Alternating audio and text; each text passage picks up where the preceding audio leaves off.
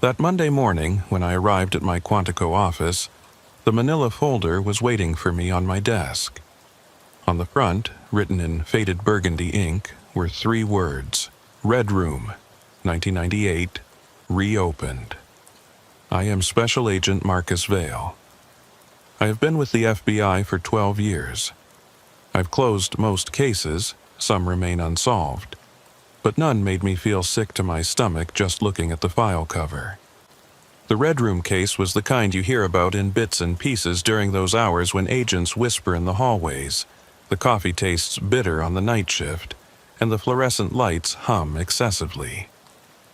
I'd asked Deputy Director Hayes why they were pulling it from the archives after 27 years. He'd looked at me with those tired eyes of his, the ones that had seen too many crime scenes, and said, "Because someone wants us to remember." Then he'd walked away before I could ask what the hell that meant. That should have been my first warning. Hayes never walked away from questions.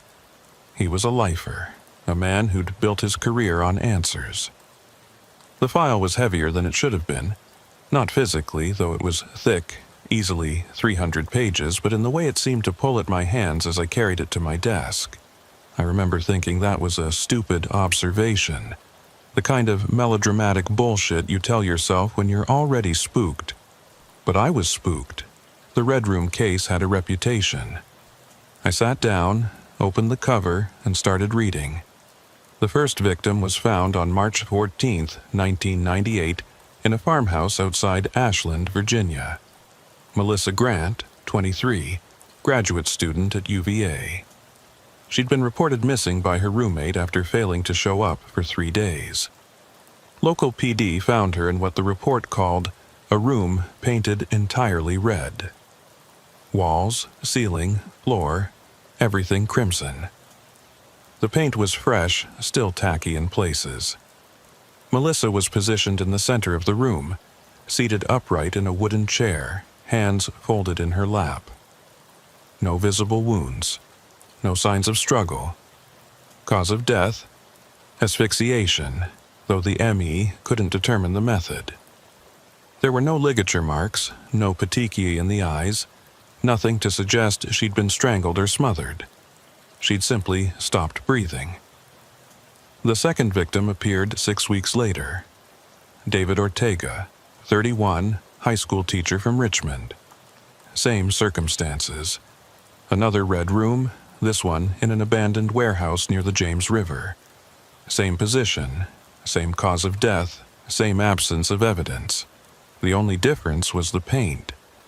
Lab analysis showed it was a different brand, different batch, but the exact same shade of red.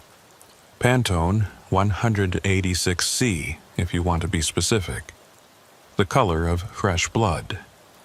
By the time the 5th victim was discovered in September of 1998, the FBI had taken over from local law enforcement. The case file noted that Special Agent Riley Archer had been the lead investigator, partnered with Agent Lincoln Hayes. I'd heard of Archer. She'd retired back in 2003, moved to Montana, didn't talk about her bureau days. Hayes was dead. Suicide, 2001. Drove his car into the Potomac. The official report said it was depression related to his divorce, but the timing made me uneasy. 3 years after the Red Room case went cold. I flipped through the crime scene photographs. Each red room was different. Different locations, different dimensions, different light sources, but identical in their oppressive monochromatic horror. The victims all sat in the same wooden chair. Not similar chairs. The same chair. Archer's notes confirmed it. Forensic analysis showed it was the same piece of furniture, moved from location to location. Oak, mid-century construction, traces of different victims' DNA embedded in the grain. What made my skin crawl wasn't the victims' faces. They all looked peaceful, almost serene. No fear frozen in their expressions, no signs of terminal distress. They looked like they were waiting for something. That's what Archer had written in her notes. Subject appears to be in a state of expectant repose. professional language for something deeply wrong. The investigation had consumed 2 years and found nothing. No fingerprints, no DNA from the perpetrator, no witnesses, no motive. The victims had nothing in common: different ages, different backgrounds, different cities. The only connection was the Red Room, and then, in December of 1999, the murders stopped. No final victim, no climax, no resolution. The case just ended. Archer recommended it be classified as cold and moved to archives. Her final report was dated January 3, 2000. I was 3 pages into her summary when I noticed something in the margin. A handwritten note, so small I almost missed it. "Check the photographs. He's getting closer." My desk phone rang. I actually jumped. The caller ID showed an internal extension. Records Division, Sublevel 2. I picked up. "Agent Vale?" A woman's voice, older, with a smoker's rasp. "This is archivist Patricia Brennan. I processed your request for the Red Room file." "I didn't make a request," I said. "Deputy Director Hayes assigned me the case." There was a pause. "That's strange. The request form has your signature from 3 days ago." I looked at my calendar. 3 days ago, I'd been in Detroit, testifying in a racketeering trial. There must be some mistake. Perhaps. She didn't sound convinced.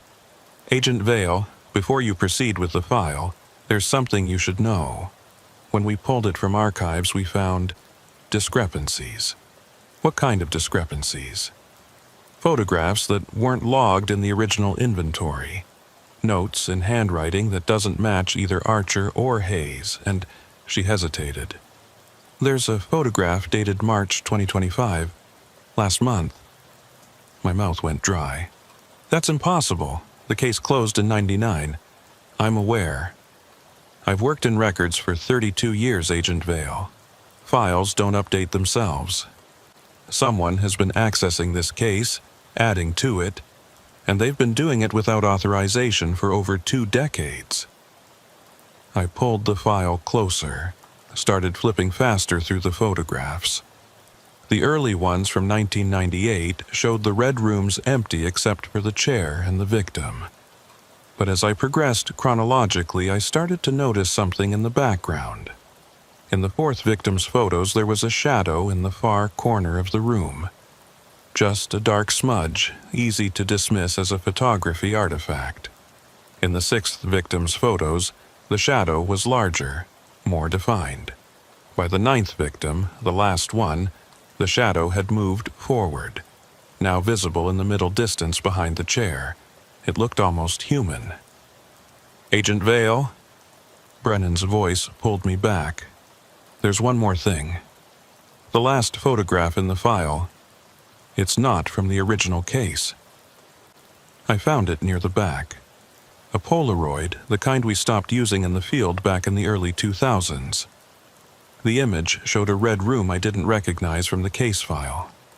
Empty chair in the center. Fresh paint on the walls. But in the background, clear as day, was a figure. Dark clothing, average height, gender indeterminate. And where the face should have been, just a blur, like the person had moved at the exact moment the shutter clicked. Handwritten on the white border of the Polaroid, in neat block letters, "Marcus Vale, pending." I dropped the photograph like it had burned me. My hands were shaking. This was insane. This was someone's idea of a sick joke. Had to be. But who would have access to federal archives? Who could forge documents, plant evidence, manipulate a closed case file without triggering any security protocols? "I need to see the original storage box," I said. "Everything that came with this file." "I'll have it brought up to Sublevel 1 examination room," Brennan said. "Agent Vale, be careful with this one. I've been here long enough to recognize a file that doesn't want to stay closed."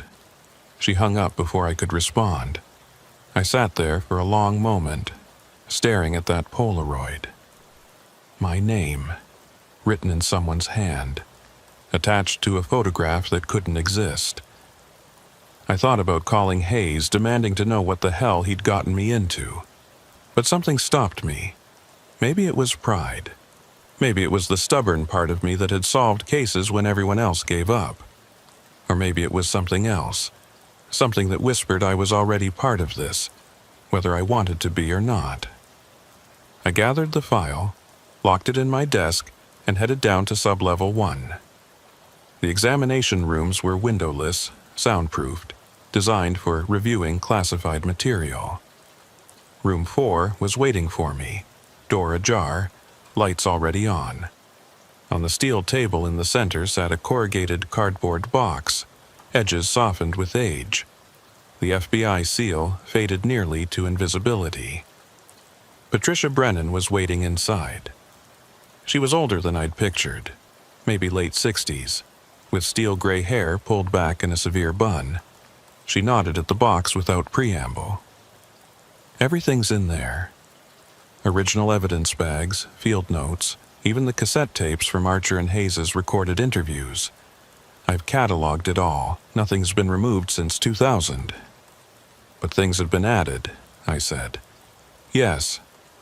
She pulled out a small notebook, flipped it open. I found 5 items that aren't in the original manifest. 3 photographs, 1 cassette tape with no label, and a VHS tape marked only with the date, October 15th, 2024. 4 months ago. Has anyone watched it? I asked. No, I don't have authorization for that. You do. She pointed to a rolling cart in the corner where an old CRT television and VCR sat waiting. I had it bring this up from storage. Figured you'd want to see what's on it. I didn't want to see what was on it. Every instinct I had was screaming at me to walk away, to tell Hayes this case was compromised, contaminated, unsalvageable.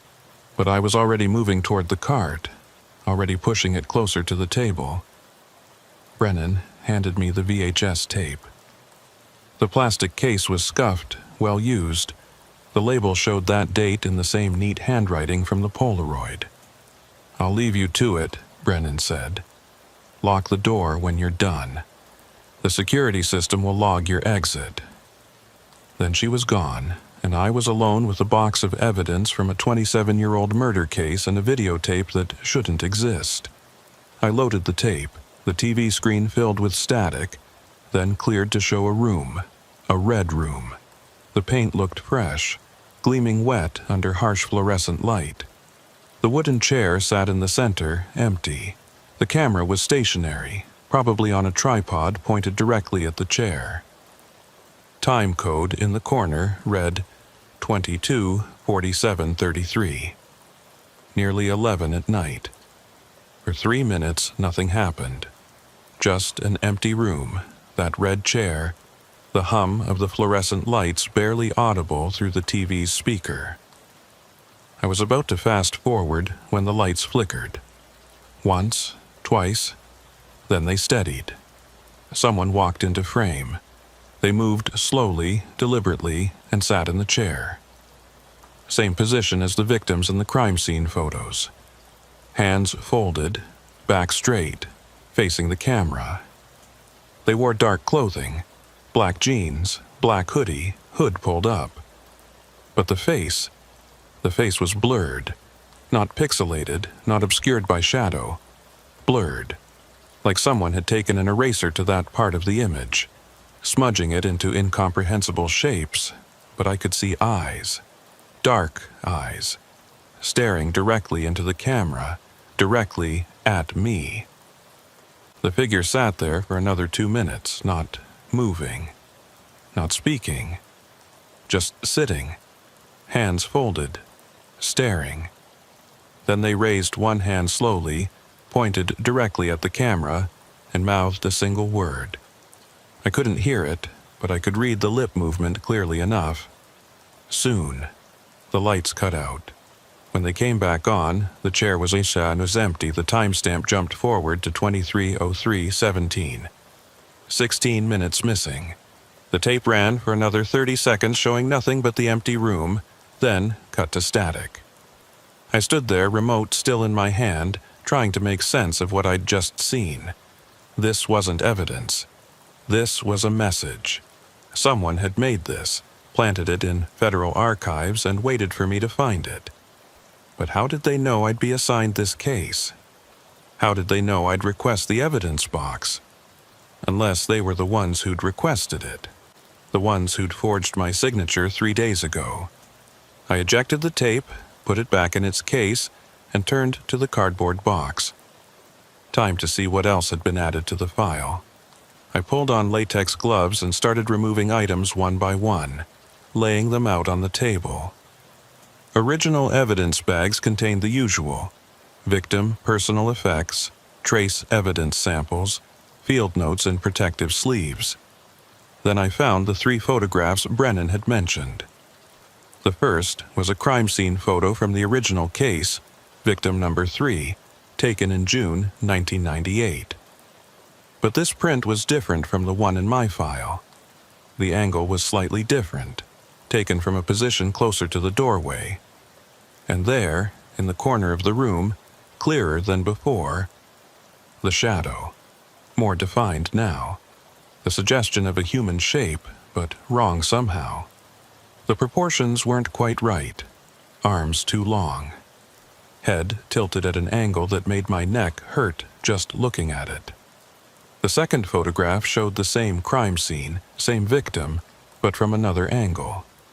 The shadow was closer now, near the chair. I could almost make out details. What might have been a hand, the impression of clothing. The third photograph was newer, printed on modern photo paper. Same crime scene, same room. But this time the photographer had stood exactly where the shadow had been in the previous images. The perspective showed the room from that corner, looking toward the chair where the victim sat. And in the bottom edge of the frame, just visible, was the photographer's shadow on the red floor. It was the same wrong shape, arms too long, head at that awful angle. I put the photographs down carefully, suddenly aware of how cold the room had become. The HVAC must have kicked into a higher setting. That was all. Just cold air from a vent. But my breath was misting, just slightly, and the fluorescent lights seemed dimmer than they had been minutes ago. The cassette tape without a label was next. I found an old tape player in the evidence cart. Brennan had thought of everything, and loaded it. After a few seconds of leader tape, a voice came through. Female, middle-aged, speaking slowly and carefully. Field recording, red room case, supplementary interview. Subject wishes to remain anonymous. Recording date, December 17th, 1998. That was Archer's voice. I recognized it from the original case interviews in the file. "Can you describe what you saw?" Archer asked. A different voice responded, younger, nervous. "I was driving past the warehouse about 2 in the morning. I saw lights on inside, which was weird because that place had been empty for months. So I stopped, looked through the fence. There was a window on the second floor, and I could see red, just red everywhere, and someone was in there. Can you describe them?" "Not really. They were just standing there in the middle of all that red. Not moving, but I got this feeling, you know? Like they knew I was watching, like they wanted me to see." "What happened next?" "The lights went out, and when they came back on, maybe 5 seconds later, the person was gone. But the chair was still there, that wooden chair, right in the middle of the room." "Did you report this to the police?" "No, I drove away, fast as I could, and I didn't come back to that area for months. But I keep thinking about it, about how they just vanished like that, and about how, before the lights went out, I think they waved at me." The tape ended. Archer's voice never came back to ask follow-up questions. Either this was the end of the interview, or the rest hadn't been recorded. I checked the cassette player counter. The tape had run for exactly 4 minutes. There were 26 minutes left on the tape. I fast-forwarded, listening to silence and the occasional pop of magnetic noise. Then, at the 18-minute mark, something else. Not voices. A sound. Low. Rhythmic. Like breathing. In and out, in and out. Slow and steady. I turned up the volume. The breathing continued, unchanging, for 3 more minutes. Then it stopped, and a voice whispered, "Marcus." My name. In a voice I didn't recognize. Quiet, intimate, like someone speaking directly into my ear. I yanked the headphones off, my heart hammering.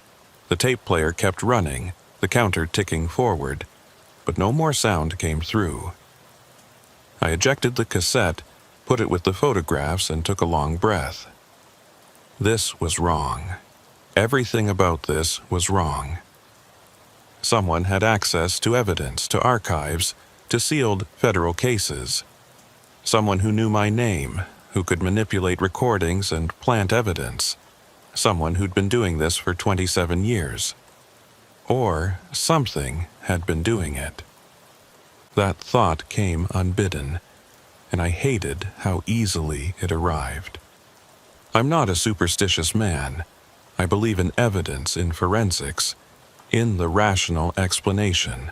But right now, standing in a cold examination room with evidence that defied logic, I felt something I hadn't felt since I was a child. Primal, unreasoning fear. I packed everything back into the box, logged it with the security system, and left the examination room. The corridors of Sublevel 1 were empty, lit by those same fluorescent tubes that seemed to follow me everywhere in this building. My footsteps echoed too loud against the tile floor. I kept thinking I heard another set of footsteps behind me, matching my rhythm. But every time I stopped and turned, there was nothing. Back in my office, I locked the door and sat in the dark for a while, just thinking. Hayes had said someone wanted us to remember. Who was us? The Bureau? Me, specifically? And remember what?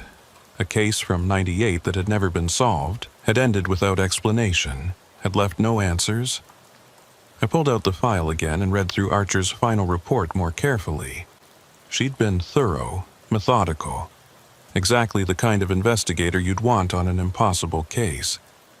But reading between the lines, I could sense her frustration.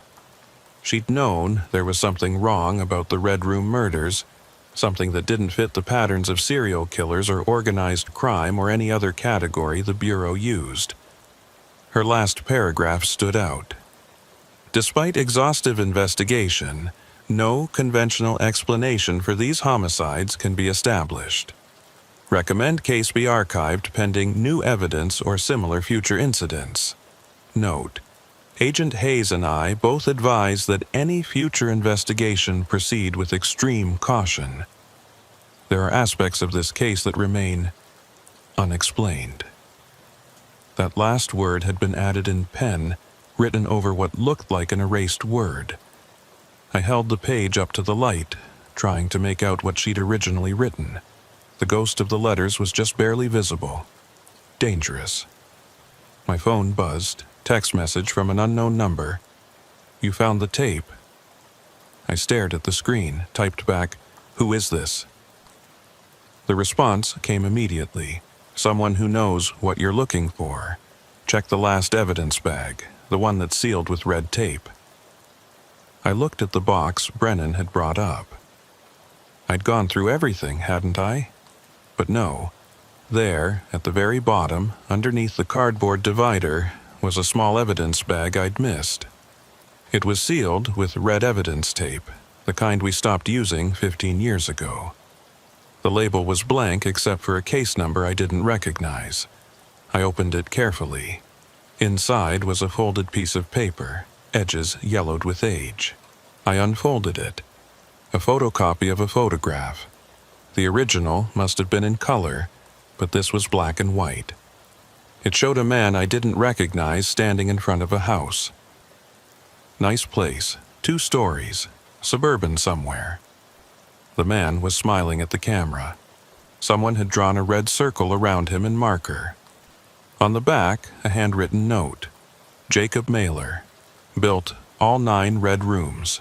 Died November 4th, 97. 4 months before the first murder.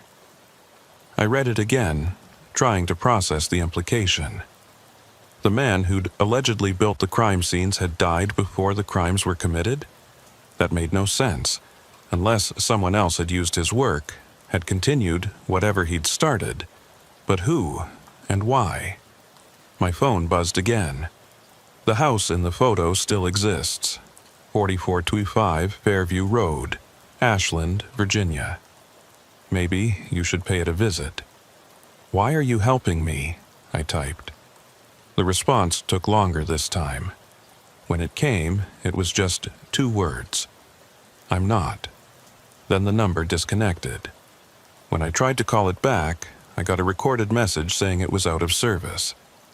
I contacted our tech division, asked them to trace it. They called me back 20 minutes later. The text had originated from inside FBI headquarters. Sublevel 2, the Records Division, from Patricia Brennan's desk phone.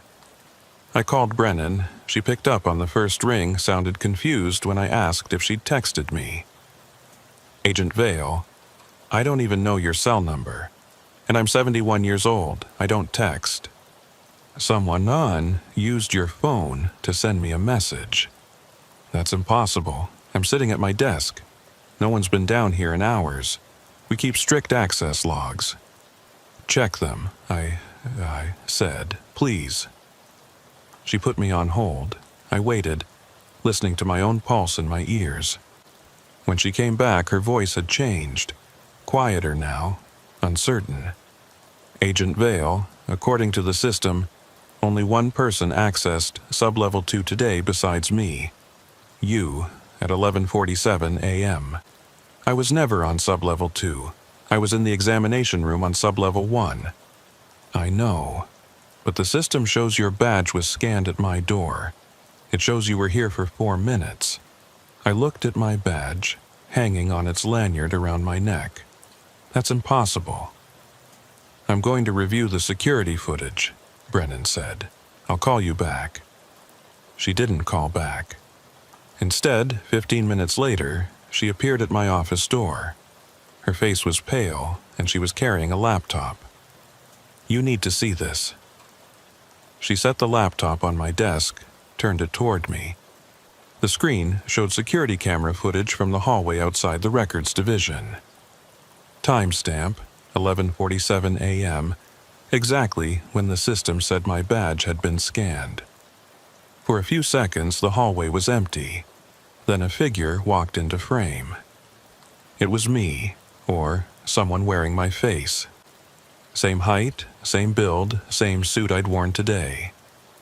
The figure stopped at Brennan's door, looked directly at the security camera, and smiled. Then it scanned a badge, my badge, and the door unlocked. The figure went inside. The timestamp rolled forward.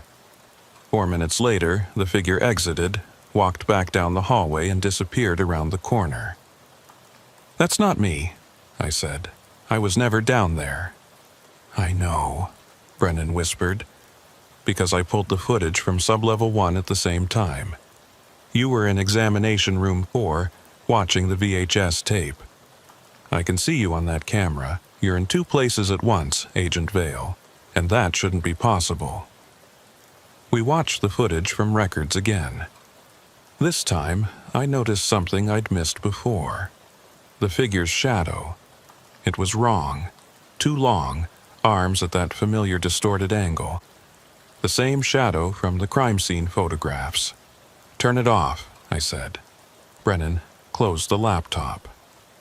We sat in silence for a long moment. Finally, she said, In my 32 years here, I've seen a lot of strange things. Evidence that goes missing. Files that reappear in the wrong places.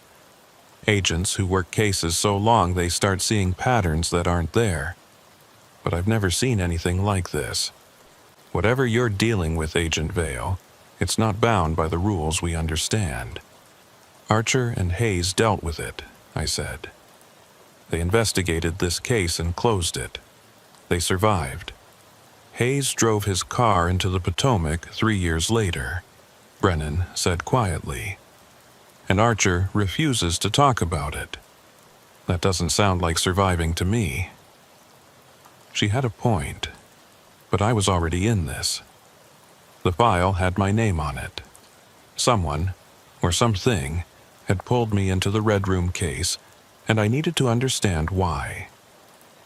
The address, I said. 4425 Fairview Road. I'm going there tomorrow. Alone? Brennan asked. Do you want to come? She smiled, but there was no humor in it. I'm too old to chase ghosts, Agent Vale, but I'll do what I can from here. If you need access to any more archived files, any research support, you call me directly, and Agent Vale. She stood to leave, paused at the door. Don't trust what you see. In these kinds of cases, the evidence lies. It shows you what it wants you to see, not what's actually there. After she left, I sat at my desk until midnight, reading through every page of the Red Room file again, looking for connections, patterns, anything that would explain how a dead man could build crime scenes, how evidence could appear in a sealed archive, how someone could be in two places at once. I found nothing that made sense. But I did find one detail I'd missed before, buried in Archer's notes from the final victim. She'd written, "Subject's watch stopped at 11:47 p.m., same as previous 8 victims. Time of death estimated several hours earlier, but all watches stopped at identical time. Significance unknown. 11:47, the same time my badge had been scanned on Sublevel 2 today. The same time, someone wearing my face had walked into records and used Brennan's phone to send me a message." I checked my own watch. It was still running, ticking normally toward 12:15 a.m. But I couldn't shake the feeling that I was running out of time. That somewhere, in a red room I hadn't found yet, a clock was counting down to 11:47. And when it reached that time, I would understand everything, whether I wanted to or not. I didn't sleep that night. Instead, I compiled everything I had on Jacob Mailer, the man who'd allegedly built the Red Rooms before dying 4 months before the first murder. Bureau databases showed he'd been a contractor in the Richmond area, specialized in residential renovation and custom interior work. No criminal record, no suspicious activity, no obvious connection to any of the 9 victims. He'd died of a heart attack in his workshop, found by his wife when she came home from grocery shopping. The medical examiner's report was clean. Acute myocardial infarction, natural causes, case closed. But someone had drawn a red circle around his photograph. Someone had left his name in that evidence bag for me to find. And someone had sent me to his house. I left Quantico at sunrise, driving through morning fog that clung to the highway like something living. Fairview Road was exactly the kind of street you'd expect in suburban Virginia. Older homes set back from the road, trees that had been there 50 years, mailboxes with family names painted in cheerful colors. Number 4425 sat at the end of a cul-de-sac, a 2-story colonial with faded blue siding and a for sale sign planted in the overgrown lawn. The sign looked old, sun-bleached, like it had been there for years. I parked across the street and sat for a moment, studying the house. Nothing obviously wrong about it. But then, nothing had been obviously wrong about any of this until it was too late. I called the number on the real estate sign. A woman answered on the 3rd ring, her voice professionally cheerful. "Hartley Realty, this is Diane. I'm calling about the property at 4425 Fairview Road," I said. "How long has it been on the market?" "Oh, the Mailer house." Her tone shifted, became carefully neutral. "That one's been listed for... let me check. Coming up on 14 years now." 14 years? Yes, sir. The estate has been trying to sell it since 2011. There have been a few interested parties over the years, but nothing's ever gone through. Inspections keep finding issues. What kind of issues? She hesitated. The kind that make buyers walk away. Are you interested in viewing the property? I should warn you, it's being sold as is. The estate won't make any repairs or renovations. I'd like to see it, I said. Are you available this morning? Another pause. I can meet you there in an hour. But sir, may I ask, are you seriously interested in purchasing, or is this more of a curiosity visit?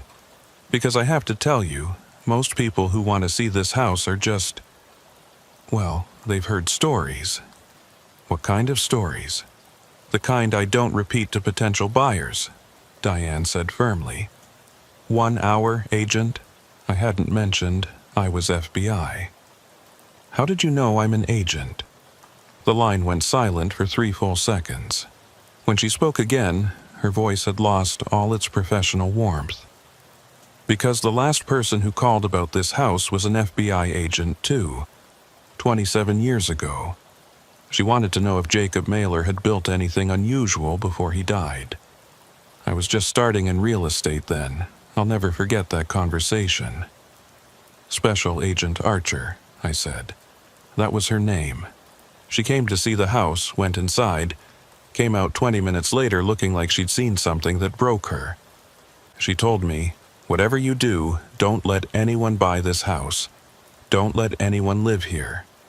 Then she left, and I never heard from her again. My grip tightened on the phone. But you kept it listed. The estate insisted. They needed to sell it to settle debts, but I made sure the inspections always found something. Bad wiring, structural issues, toxic mold, anything to make it unsaleable. I've been protecting people from this place for almost 3 decades, Agent. I didn't catch your name. Vale, Special Agent Marcus Vale. Well, Agent Vale, if you want to see the inside of 4425 Fairview Road, I'll show you.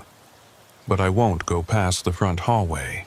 I learned that lesson the hard way. She hung up before I could ask what she meant. I spent the next hour doing background research on the property. County records showed it had belonged to Jacob and Linda Mailer from 1987 until Jacob's death in 1997. Linda had moved out immediately after his funeral, relocated to Arizona, and died in 2009 without ever returning to Virginia. The house had passed to their only child, a daughter named Rebecca, who tried to sell it through the estate. Rebecca herself had died in 2018, car accident, no suspicious circumstances, and the property had been tied up in legal proceedings ever since. What interested me more was the property history. Jacob Mailer had bought the house in 1987 and immediately begun extensive renovations. Permits on file showed he'd gutted the interior, rebuilt walls, added rooms. The work had taken 3 years. In 1990, the house was finished, and the Mailers moved in. According to neighbors I called using the reverse directory, the Mailers had been quiet, kept to themselves, seemed normal enough, until the last few months before Jacob's death. He got strange, one elderly neighbor told me over the phone. Her name was Margaret Hessler, and she'd lived on Fairview Road for 40 years. Started working in that workshop of his all hours of the night. We'd hear power tools running at 2, 3 in the morning, and the paint smell, good Lord, it was like he was painting everything red. My husband went over to complain about the noise once, said he looked through the workshop window and saw Jacob standing in the middle of the room, just staring at a wall he'd painted completely red, not moving, not doing anything, just staring. Did your husband talk to him? Tried to. Jacob didn't even turn around. My husband knocked on the window, called his name, nothing. Finally, he just left. Said Jacob looked like he was in some kind of trance. She paused. 2 weeks later, Linda found him dead in that same workshop. Heart attack, they said. But I've always wondered if it wasn't something else. If something in that house didn't, I don't know, break him somehow. I thanked her and hung up, just as a silver Honda pulled up in front of 4425.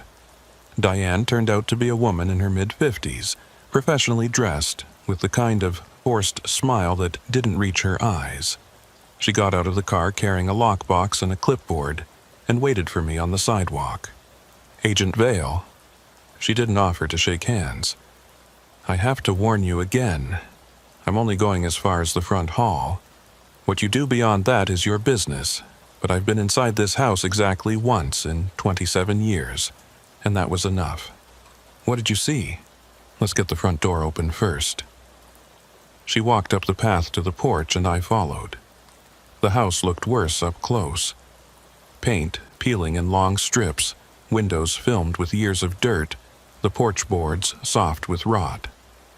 Diane worked the lockbox with practiced efficiency, produced a key, and unlocked the door. It swung inward with a sound like a sigh. The smell hit me first. Not decay or mold like I'd expected. Paint. Fresh paint. That chemical smell of latex and pigment. But the house had been empty for more than a decade. Nothing should smell fresh in here. You smell it too, Diane said. It wasn't a question. It's always like this. No matter how long the house sits empty, it always smells like someone just finished painting. She stepped into the front hallway and I followed. The interior was dark, curtains drawn in every room I could see. Diane pulled out a flashlight, she'd come prepared, and aimed it down the hall. The beam caught dust motes drifting in the air, and beneath that, something else. The walls were wrong. They'd been painted red. All of them. The same crimson shade from the crime scene photos. Pantone 186C, the color of blood. But that wasn't what made my breath catch. The paint was fresh. I could see where it glistened wetly in the flashlight beam, where it had dripped and pooled at the baseboards. This is impossible, I said. The house has been empty for years. I know. Diane's voice was steady, but I could hear the tremor underneath. The first time I came here, in 1988, right after Archer's visit, the walls were normal. Beige, boring contractor paint. But when I came back a week later to check on something, they were like this. Fresh red paint everywhere. I called a contractor, asked him to repaint, cover it up. He did. Took him 3 days. The next morning, I got a call from the estate attorney. He'd stopped by to check on the work and the walls were red again, fresh paint, like the contractor had never been here. That's not possible. I've heard that before. Doesn't make it less true. She backed toward the door. I'm going to wait in my car, Agent Vale. You have 30 minutes. Any longer than that, and I'm calling local PD. People who stay in this house too long don't come out the same. She was gone before I could argue, leaving me alone in the red hallway with my flashlight and my service weapon and a growing sense that I'd made a terrible mistake coming here. I moved deeper into the house, clearing rooms the way I'd been trained. Living room to the left, red walls, furniture covered in dusty sheets. Kitchen straight ahead. Red walls, counters empty except for a layer of grime. Every surface coated in that fresh paint smell. I touched one wall experimentally. The paint came away on my fingertip, still wet. The stairs to the second floor were directly in front of me. Above them, the hallway disappeared into darkness. I started climbing, counting steps out of habit. 12 steps to the landing. Then 6 more to the second floor. The temperature dropped with each step I took. By the time I reached the top, my breath was misting in the air. 4 doors on the second floor, all closed. I opened the first one. Bedroom, empty, red walls. The second, bathroom, fixtures torn out, red walls. The third, another bedroom, this one with a child's bed frame still against the wall. Red walls. but something else too. Writing on the walls. I moved closer, shined my light across the surface. Names. Hundreds of names written in what looked like black marker directly onto the red paint.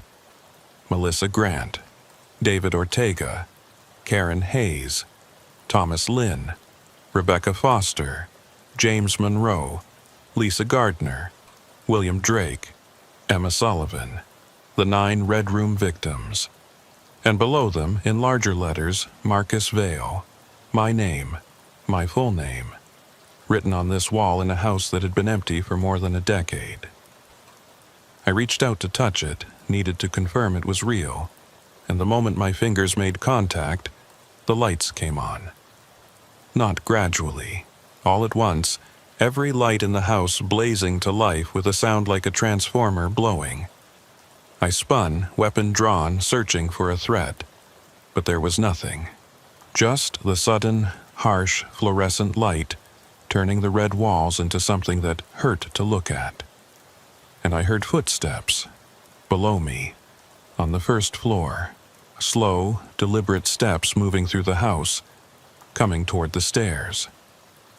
I moved to the bedroom door, positioning myself to see the stairwell. The footsteps continued their measured pace. One step, pause, another step, pause, like whoever was down there was in no hurry, like they knew I wasn't going anywhere. FBI, I called out. My voice sounded thin in the too bright air. Identify yourself. The footsteps stopped. Silence for 5 seconds. 10. Then they started again, faster now. Coming up the stairs, I could see a shadow cast against the wall of the stairwell, elongated and wrong, arms too long. Head at that impossible angle. I aimed my weapon at the top of the stairs, finger on the trigger waiting for whatever was coming to show itself. The shadow grew longer, darker. The footsteps reached the landing, about to turn the corner. I steadied my breathing, sighted down the barrel, and the lights went out. All of them simultaneously, plunging the house back into darkness.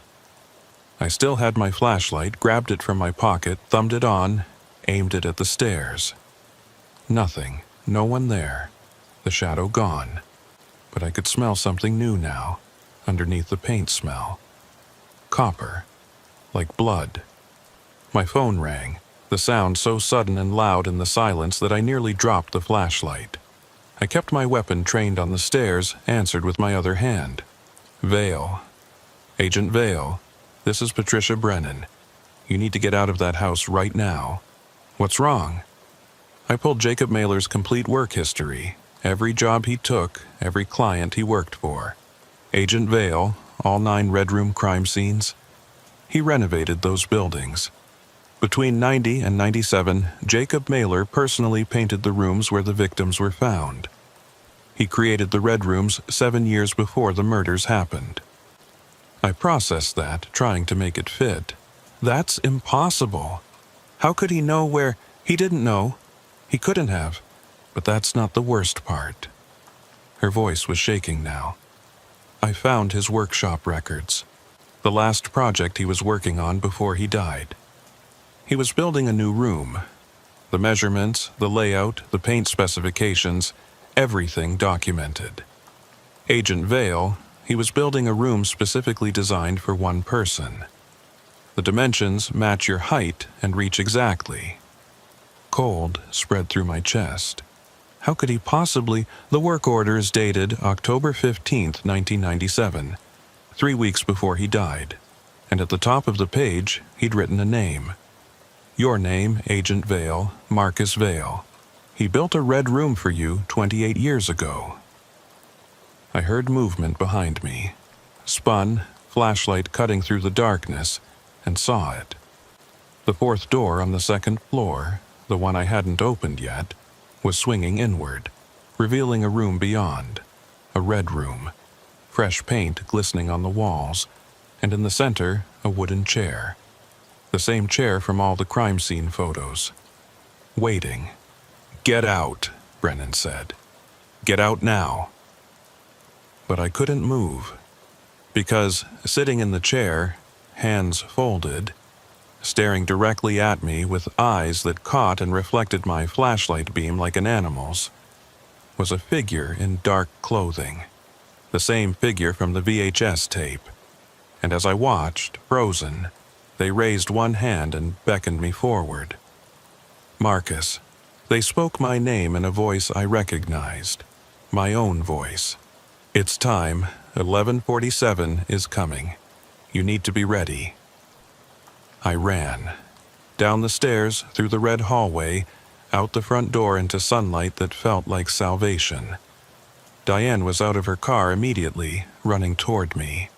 What happened? What did you see? Lock the house, I managed between breaths. Lock it, and don't ever let anyone inside again. She didn't argue. While she secured the front door, I got in my car and called Brennan back. I need Archer's contact information right now. She won't talk to you.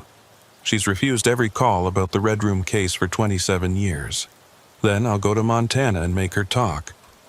Because whatever's in that house, whatever Jacob Mailer built, it's not finished. It's been waiting, and it knows my name. The drive back to Quantico took 2 hours. I spent all of it thinking about that voice. My voice, speaking from that figure in the chair. About names written on walls in a house that should have been empty. About a dead contractor who'd built crime scenes before the crimes happened. Who'd designed a room specifically for me nearly 3 decades ago. By the time I reached my office, I'd made a decision. I was going to find Riley Archer. And I was going to make her tell me everything she'd seen in this case. Everything she'd learned that made her run away to Montana and refuse to speak about the Red Room murders ever again. Because I was starting to understand something terrifying. This wasn't a case that could be solved. This was a case that chose its investigators. Archer and Hayes hadn't closed it. They'd escaped it, or tried to. And now it was my turn. Brennan was waiting in my office with a file folder. Riley Archer's last known address in Montana, a town called Whitehall, about 40 miles south of Helena, population 3,000. She bought a cabin there in 2003 and hasn't left since. She handed me the folder. Agent Vale, I have to ask, what did you see in that house? Something impossible, I said, something that's been waiting for me. Then why go to Archer? Why not just walk away? Because it knows my name. It knew I'd be assigned this case. It's been preparing for 28 years. Walking away won't stop what's coming. I need to understand what I'm dealing with. Brennan nodded slowly. There's one more thing. I pulled the security footage from Quantico for the night of October 15th, 2024, the date on the VHS tape. Someone accessed the Red Room evidence at 11:47 p.m. They were in the archive for exactly 16 minutes, the same 16 minutes that are missing from the tape. Who? Your badge again. And the security camera shows someone wearing your face. But Agent Vale, the timestamp on the footage is from 4 months ago. You weren't even assigned this case yet. How could someone have known? I looked at the folder in my hands, at Archer's address written in Brennan's neat handwriting. Because time doesn't work the same way in the Red Rooms. Mailer knew my name in 1997. The rooms knew where the victims would be years before they died there. This thing, whatever it is, it doesn't follow linear time. It's always been ahead of us. That's impossible. So is everything else that's happened. I stood, grabbed my jacket. I'm taking a few days' leave. If anyone asks, I'm following a lead on an unrelated case. And Patricia, if my badge scans into any building I'm not physically in, if you see me on any security camera and I'm not where I'm supposed to be, call me immediately. Because that means it started. What started? I thought about that wooden chair, waiting in the Red Room. About my name on the wall. About that voice. My voice. Telling me it was time. I don't know yet. but it ends at 11:47, and I intend to be ready when it does. I booked a flight to Montana, leaving that evening. 6 hours to Denver, then a connecting flight to Butte. From there, a rental car to Whitehall. I'd arrive around midnight, find a motel, and track down Riley Archer in the morning. She'd talk to me. She had to, because she was the only person alive who'd investigated the Red Room case and survived to close it. Or so I thought. As I was packing in my apartment, my phone rang. Unknown number. I almost didn't answer, but something made me pick up. Agent Vale, a man's voice, elderly, rough with age. My name is Thomas Hayes. I'm calling about my brother. I went still. Agent Lincoln Hayes? That's right. I heard through, well, let's call them mutual friends, that you've been assigned the Red Room case. I thought you should know something. My brother didn't commit suicide. He was murdered. The official report was wrong. I identified the body. There were marks on his wrists, his ankles, ligature marks. Someone tied him down before they put him in that car, and there was paint under his fingernails, red paint, the exact same shade from the crime scenes. My mouth had gone dry. Why didn't you report this? I did. To the local police, to the FBI, to anyone who would listen. But every report was dismissed. Lost in the system. Archived without investigation. It was like someone didn't want the truth to come out. Someone with access to federal records, to evidence systems. Someone who could make things disappear. Or appear, I said quietly. Exactly. Agent Vale, my brother called me 2 days before he died. He was scared, more scared than I'd ever heard him. He said the Red Room case wasn't closed. He said it was waiting. That something in those rooms had marked him and Archer, and it was coming for them both. He said he kept seeing himself. Not a reflection. Himself. A version of him that wore his face but wasn't him.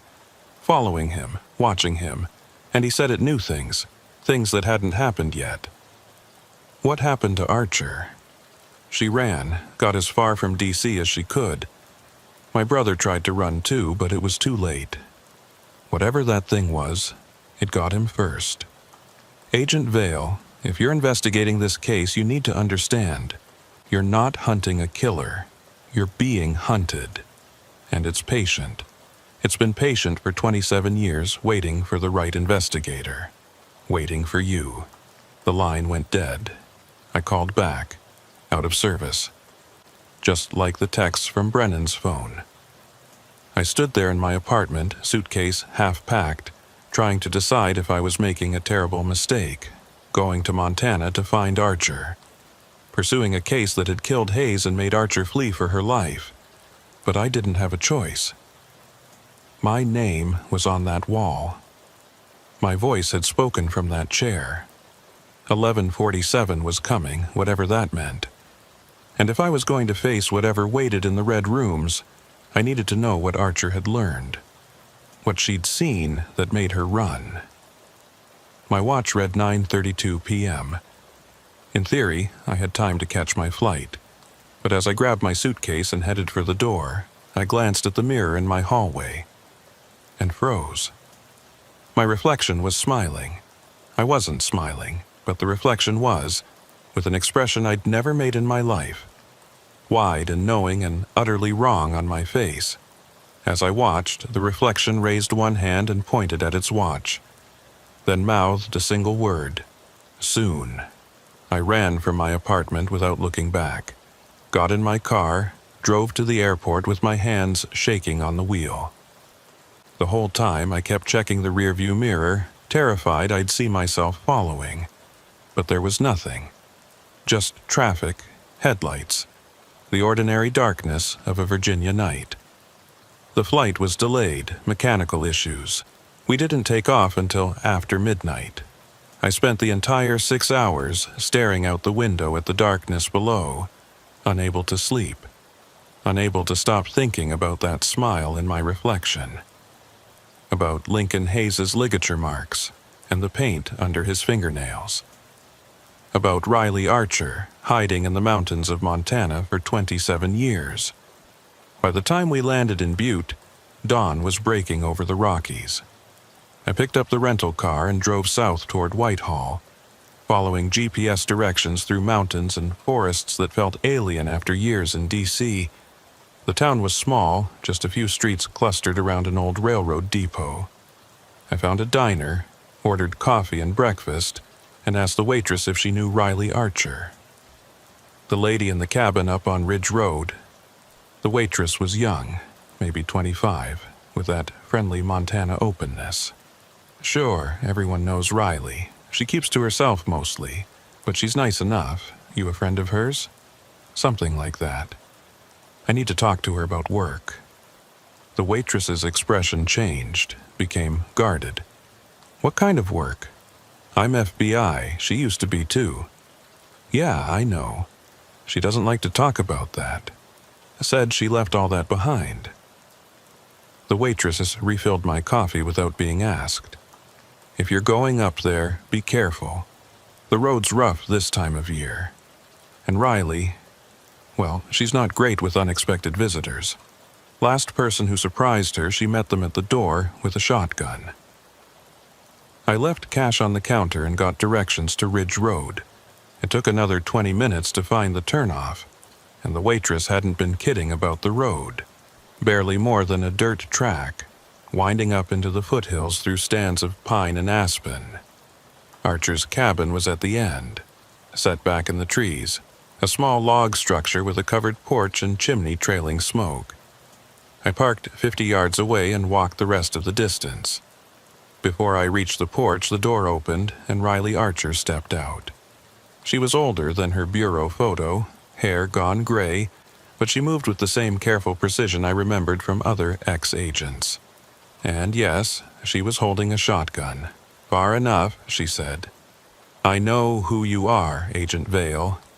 I've been expecting you. The question is, are you really you, or are you it wearing your face? I stopped, raised my hand slowly. How would I prove which one I am? You can't. That's the problem. She studied me for a long moment. But if you were it, you wouldn't be standing there asking reasonable questions. You'd already be inside my head. So I'm going to take a chance. Come up slow. Keep your hands where I can see them, and tell me why you're here. I climbed the porch steps carefully. Up close, I could see Archer looked exhausted, like she hadn't slept well in years. The Red Room case. It's been reopened. I need to know what you found. What you saw that made you run. She laughed, but there was no humor in it. I didn't run, Agent Vale. I retreated strategically. There's a difference.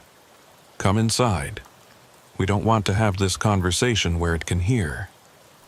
Where what can hear? The room, Archer said simply. They're always listening. Inside, the cabin was sparse but comfortable. Wood stove radiating heat, bookshelves lining one wall, a desk covered in papers and photographs. Archer set the shotgun by the door but kept it within reach. She gestured to a chair by the stove. Coffee? Please. I sat, trying to process what she'd just said. The rooms are listening? What does that mean? Exactly what it sounds like. She poured 2 mugs from a pot on the stove, handed me one, and sat across from me. Tell me what you've found so far. Everything. I told her. The reopened file, the VHS tape, the added evidence, the house on Fairview Road. Jacob Mailer's work history. The figure in the chair speaking with my voice. My name on the wall. Archer listened without interrupting, her expression growing darker with each detail. When I finished, she was quiet for a long time. Finally, she said, It's worse than I thought. When Hayes and I worked this case, it took months before we started seeing the patterns, the impossible connections. It's escalating with you, moving faster. That means it's running out of time. Time for what? to complete the sequence. Archer stood, walked to her desk, and came back with a folder. Inside were crime scene photos I recognized, the 9 Red Room victims, but also other materials, charts, timelines, mathematical calculations covered in her handwriting. Hayes and I figured out a few things before he died. The Red Room murders weren't random killings. They were a process, a ritual almost. Each victim was chosen for a specific reason, killed at a specific time in a specific place, but we could never figure out what the reason was, what the pattern meant. She spread the photos across the small table between us. Look at the timestamps. Every victim's watch stopped at 11:47 p.m., every single one, but their estimated times of death were all different. Some died hours earlier, some minutes before. The watch's stopping wasn't a mechanical failure. It was a marker. 11:47 is significant. My badge was scanned at 11:47, I said. In multiple places I wasn't. The figure in Mailer's house mentioned that time specifically. Because that's when it happens.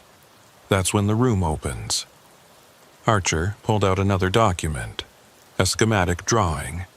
I recognized Jacob Mailer's handwriting in the margins. I found this in Mailer's workshop after his death. His wife let me search it. This isn't a blueprint for a single room, it's a design for 9 rooms, all connected somehow, not physically but conceptually, like they're points on a larger structure, and there's a 10th point here. She tapped the center of the schematic. Unmarked, unbuilt, the convergence point. The room he designed for me. Maybe. Or the room you're supposed to complete. Archer looked at me with those tired eyes. Agent Vale, do you believe in patterns that exist outside normal space and time? Structures that aren't bound by physics as we understand it. I believe in evidence. Then consider this evidence. I've been tracking the Red Room case for 27 years from this cabin. Every murder that matches the pattern, isolated victim, Red Room, death at an unknown hour, but watch stopped at 11:47. The official count is 9 victims in 1998 and 99, but I've found 7 more. 1 in 2003, 2 in 2008, 3 in 2015, and 1 in 2023. All of them suppressed, files buried, investigations that went nowhere. Someone's been continuing the work, building toward something. And every one of those victims had a connection to the FBI. My blood went cold. What kind of connection? Family members of agents, former informants, witnesses in old cases, people whose deaths would draw FBI attention but wouldn't trigger a major investigation, and every single time, an agent was assigned to look into it. Every single time that agent saw something they shouldn't have, experienced something impossible, and every single time that agent either died or disappeared within 3 years. Like Hayes, like 6 others whose names are in this file, all dead or missing. The only reason I'm still alive is because I stopped investigating. I closed the case, walked away, and stayed walked away. I broke the pattern. She leaned forward. But you can't break it, Agent Vale. You're too important.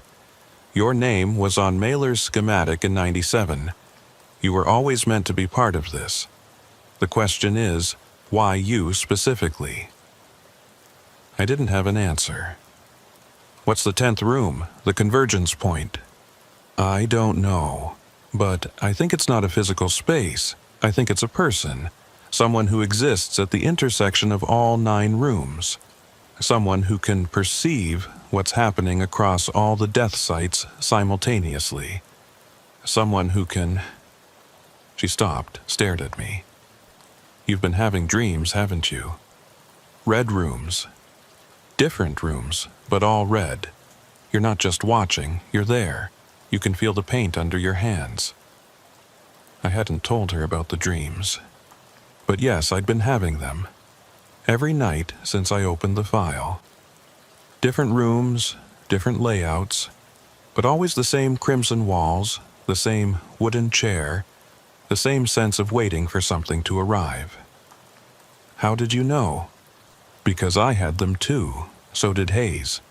So did every agent who got too close to this case. The rooms aren't just physical locations, Agent Vale. They're nodes in something larger. And when you interact with them, when you read the files, watch the tapes, visit the sites, you create a connection. The rooms can reach you, influence you, show you things. The figure wearing my face, that's your echo. Every person has one in the rooms, a version of yourself that exists in that space. It knows what you know, but it's not constrained by linear time. It can see forward and backward along your timeline. And if the echo gets strong enough, if the connection gets deep enough, it can cross over. Manifest in our reality. That's what happened to Hayes. His echo came for him, tied him down, put him in that car, made it look like suicide, but it wasn't Hayes who died. It was the original. The echo took his place. I stood abruptly, coffee sloshing out of my cup. That's impossible. I've been telling you. Normal rules don't apply. The rooms exist outside our physics. They're cracks, maybe. Places where reality is thin enough that something else can reach through.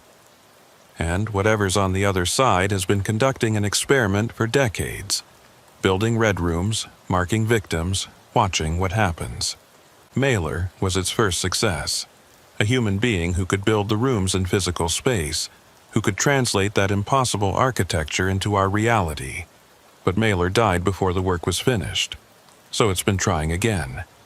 Using agents, investigators, people drawn to the pattern, trying to create another builder, another architect. You think I'm supposed to build something? I think you're supposed to complete what Mailer started. The 10th room. The convergence point. And I think when you do, at 11:47 p.m. something's going to come through. Something that's been waiting on the other side for a very long time. I sat back down, trying to absorb this. It was insane. All of it. But it fit with everything I'd experienced. The impossible evidence, the temporal anomalies, the figure wearing my face. How do I stop it? Archer was quiet for a moment. Hayes thought we could destroy the rooms. He spent a year tracking down every location, planning to burn them all simultaneously. Break the pattern by removing the physical sites. But before he could execute the plan, his echo came for him. I don't know if destroying the rooms would have worked, but I know trying to fight directly is suicide. Whatever this thing is, it's patient, it's strategic, it's always 3 steps ahead. So, what do? You do what I did. Walk away, close the case, request reassignment, get as far from DC as possible, break the connection before it gets strong enough for your echo to cross over. I can't. My name is already on the wall. The process has started. Then you're probably already dead, Agent Vale. You just haven't figured it out yet. Archer stood, walked to the window, looked out at the Montana wilderness. Hayes tried to warn me, right before the end. He said he'd figured out the pattern, that all 9 victims had something in common that we'd missed. He was going to tell me what it was, but his echo got to him first. Whatever he discovered died with him. I pulled out my phone, opened the case file I'd saved there. The victims. Melissa Grant, David Ortega, Karen Hayes, Thomas Lynn, Rebecca Foster, James Monroe, Lisa Gardner, William Drake, and Emma Sullivan. Different ages, different backgrounds, different cities. The original investigation found no connections. But there has to be one. Hayes was certain. Archer turned back from the window. What if the connection isn't about who they were, but where they were? Or when?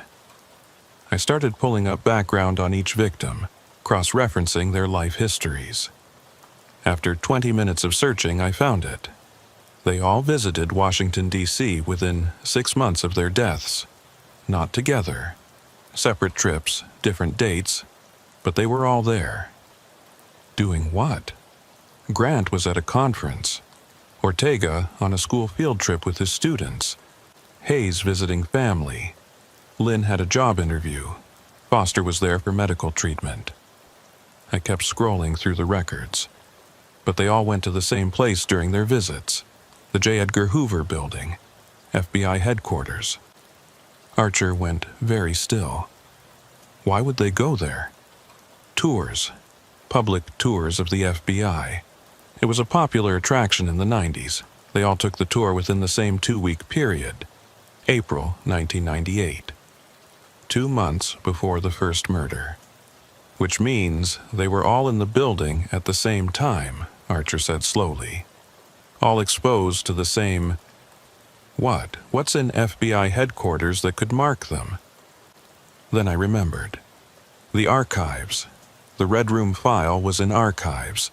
Sublevel 2. The tour route used to pass by records. Visitors could look through a viewing window, see agents working with historical documents. Oh, God! Archer's face had gone pale. The file was marking people. Anyone who saw it, anyone who came close to it, became part of the pattern. That's why it keeps appearing in my dreams. That's why I had to get away from D.C. The file itself is one of the rooms. A room that exists in paperwork and photographs and evidence. A room that can be opened anywhere. My hands were shaking. I've been carrying the file with me, reading it, studying it, for days. Then you're already inside it. The connection is established. Your echo is already active. She grabbed the shotgun, held it with the barrel pointed at the floor, but ready. Agent Vale, I need you to tell me the truth. When you look in a mirror, does your reflection move the same way you do? I thought about my hallway mirror, about that smile. Not always. Then we're out of time. Your echo is crossing over. When it completes the process, it'll take your place in the physical world, and you'll be trapped in the rooms. That's what happened to Hayes. His echo came through, and he, the real him, got pulled into that space between. He's still there, Agent Vale. They're all still there. Every agent who got too close, every victim, all of them trapped in the red rooms, existing at 11:47 p.m. forever. How do I stop my echo? You can't. Not once it's started. But you can maybe trap it. Force it to manifest somewhere you control, somewhere you can contain it. She pulled a map from her desk, spread it on the table. The original 9 crime scenes form a pattern. Look. She marked each location with a red X. When connected, they formed a shape. Not random at all. A geometric pattern, precise and deliberate. And at the center, unmarked but obvious once you saw it, Quantico, FBI headquarters. The 10th room is there, Archer said. Where it's always been. The convergence point. That's where your echo will try to manifest completely. Where the boundary between the two realities is thinnest. If you're going to face this, that's where it'll happen. When? 11:47 p.m. It's always 11:47. But which day? She looked at her watch. What's today's date? December 7th. Then you have exactly 10 days, December 17th. That's the anniversary of when Mailer died, 11:47 p.m., December 17th, 1997. The moment the first room was truly completed. The moment the pattern began. It's going to repeat. Your echo will try to complete the convergence at the exact same time, 28 years later. I stood, my mind racing. 10 days to figure out how to trap a version of myself that existed outside linear time. 10 days to prevent something impossible from becoming real. What do I need? Archer went to a closet, pulled out a heavy backpack. Everything Hayes and I gathered. Notes on the rooms, diagrams of the pattern, Mailer's original schematics, and this. She handed me a small glass vial filled with red liquid. Paint from the original crime scene, the first red room. It's been tested 100 times. It's just paint. Latex, pigment, nothing special. But in the context of the rooms, it's different. It's a marker, a way of identifying what's real and what's echo. Your echo can mimic you perfectly, but it can't interact with the original paint. The molecules repel each other. Don't ask me why. Hayes thought it was a quantum entanglement thing, but I think it's simpler than that. The rooms reject anything that tries to bring evidence of them into our reality. I took the vial carefully. If I trap the echo, if I stop it from manifesting, does the pattern end? I don't know, but it's the only option you have left. She walked me to the door. Agent Vale, I'm sorry I couldn't do more. I'm sorry I ran instead of fighting. But I've lived with this for 27 years, and the only reason I'm still here is because I chose survival over answers. You don't have that option now. You're already too deep. But maybe... She stopped, looked at me with something that might have been hope, or might have been pity. Maybe you can do what Hayes and I couldn't.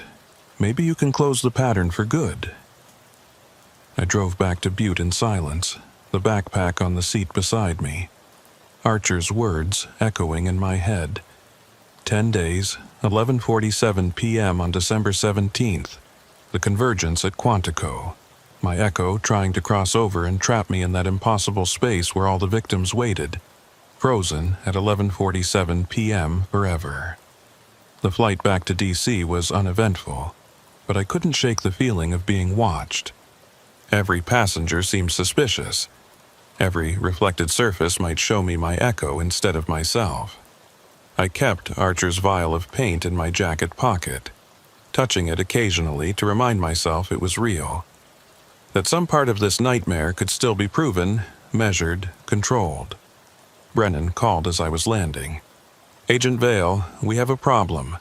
Your badge was scanned into Sublevel 2 3 hours ago, but you were on a plane. I checked the security footage. She paused. It looked exactly like you. Same walk, same mannerisms, but when I reviewed the tape at half speed, I noticed something. The shadow, it's wrong. I know, it's my echo. It's getting stronger. Your what? I explained, quickly. Everything Archer had told me. The rooms, the pattern, the convergence. When I finished, Brennan was silent for a long time. Agent Vale, in 32 years I've never believed in anything I couldn't touch. But I've seen the evidence. I've seen you in 2 places at once. So, I'm going to ask you a question, and I need you to be honest. Are you the real Marcus Vale, or are you the echo? The question sent ice through my veins. How would I know? Exactly. That's the problem, isn't it? If the echo is perfect, if it has all your memories and behaves exactly like you, then there's no way to tell which one is the original. You could be the echo, Agent Vale. You could have been the echo from the beginning, and the real you could already be trapped in the rooms. I touched the vial in my pocket. Archer gave me a way to test it. Paint from the first crime scene. Echoes can't interact with it. The molecules repel. Then test yourself. Now, before you come back to Quantico. I was in the airport bathroom, alone at a sink. I pulled out the vial, uncapped it carefully. The paint inside was still liquid, defying age and chemistry. I dipped my finger in it. The paint touched my skin normally. No repulsion, no impossible physics. It felt like paint, cold, slightly viscous, clinging to my fingertip. I brought it close to my reflection in the mirror, and the reflection recoiled, pulled back from the glass like the paint was acid, and for just a moment I saw its true face, not my face. Something that wore my face like a mask, but underneath was wrong. Angles that didn't exist in three-dimensional space, features that hurt to perceive. Then it was gone, and my reflection was normal again. Smiling. That same wrong smile. "I'm real," I told Brennan. "The echo is separate. It's following me, but I'm still me. For now." But Archer said the echo gets stronger as the convergence approaches. "Agent Vale, if it takes your place before December 17th, we won't be able to stop it. You need to get to Quantico. You need to prepare. And you need to figure out how to trap it when it manifests." I wiped the paint from my finger, capped the vial. "I'm on my way. But Brennan, if at any point you think I'm not me anymore, if you think the echo has taken over, I need you to promise me something." "What?" "Don't let it reach the convergence point. Don't let it complete the pattern. Even if it means—" "I understand," she said quietly. "I'll do what's necessary." I hung up and left the airport, drove through the familiar streets of D.C. toward Quantico. The city looked different now, like I was seeing it through a film of red paint. Every building a potential room, every shadow a possible echo. The world had become thin, and I could feel something pressing against it from the other side. 9 days until the convergence. 9 days to figure out how to trap myself. 9 days to prevent something that had been inevitable since Jacob Mailer wrote my name on a schematic 28 years ago. And somewhere in the red rooms, in that space between moments, my echo was waiting, getting stronger, learning how to be me so perfectly that no one would ever notice when it took my place. The only question was, would I recognize it when it came? Or was I already living in its world, trapped in the pattern, convinced I was real when I was just another echo waiting for 1147? The convergence point was in sublevel 3. Brennan had found it using Mailer's schematics, a storage room that hadn't been opened in decades, behind a door that wasn't on any official floor plan. According to the architectural records, the space shouldn't exist. The building's blueprints showed a solid wall, but Mailer's drawings showed a room. A 10th room. The final room. We had 6 days left. I spent them preparing. Archer's backpack contained everything Hayes had gathered. Mathematical analyses of the room configurations, psychological profiles of the victims, even attempts at predicting the echo's behavior based on quantum probability models. Most of it was incomprehensible, the work of a brilliant mind pushed to its breaking point. But some of it was useful. The echoes operated on a simple principle. They existed in all possible timelines simultaneously, collapsing into a single manifestation only when observed. That's why they could be in multiple places at once, why they knew things that hadn't happened yet. They weren't bound by causality, but that was also their weakness.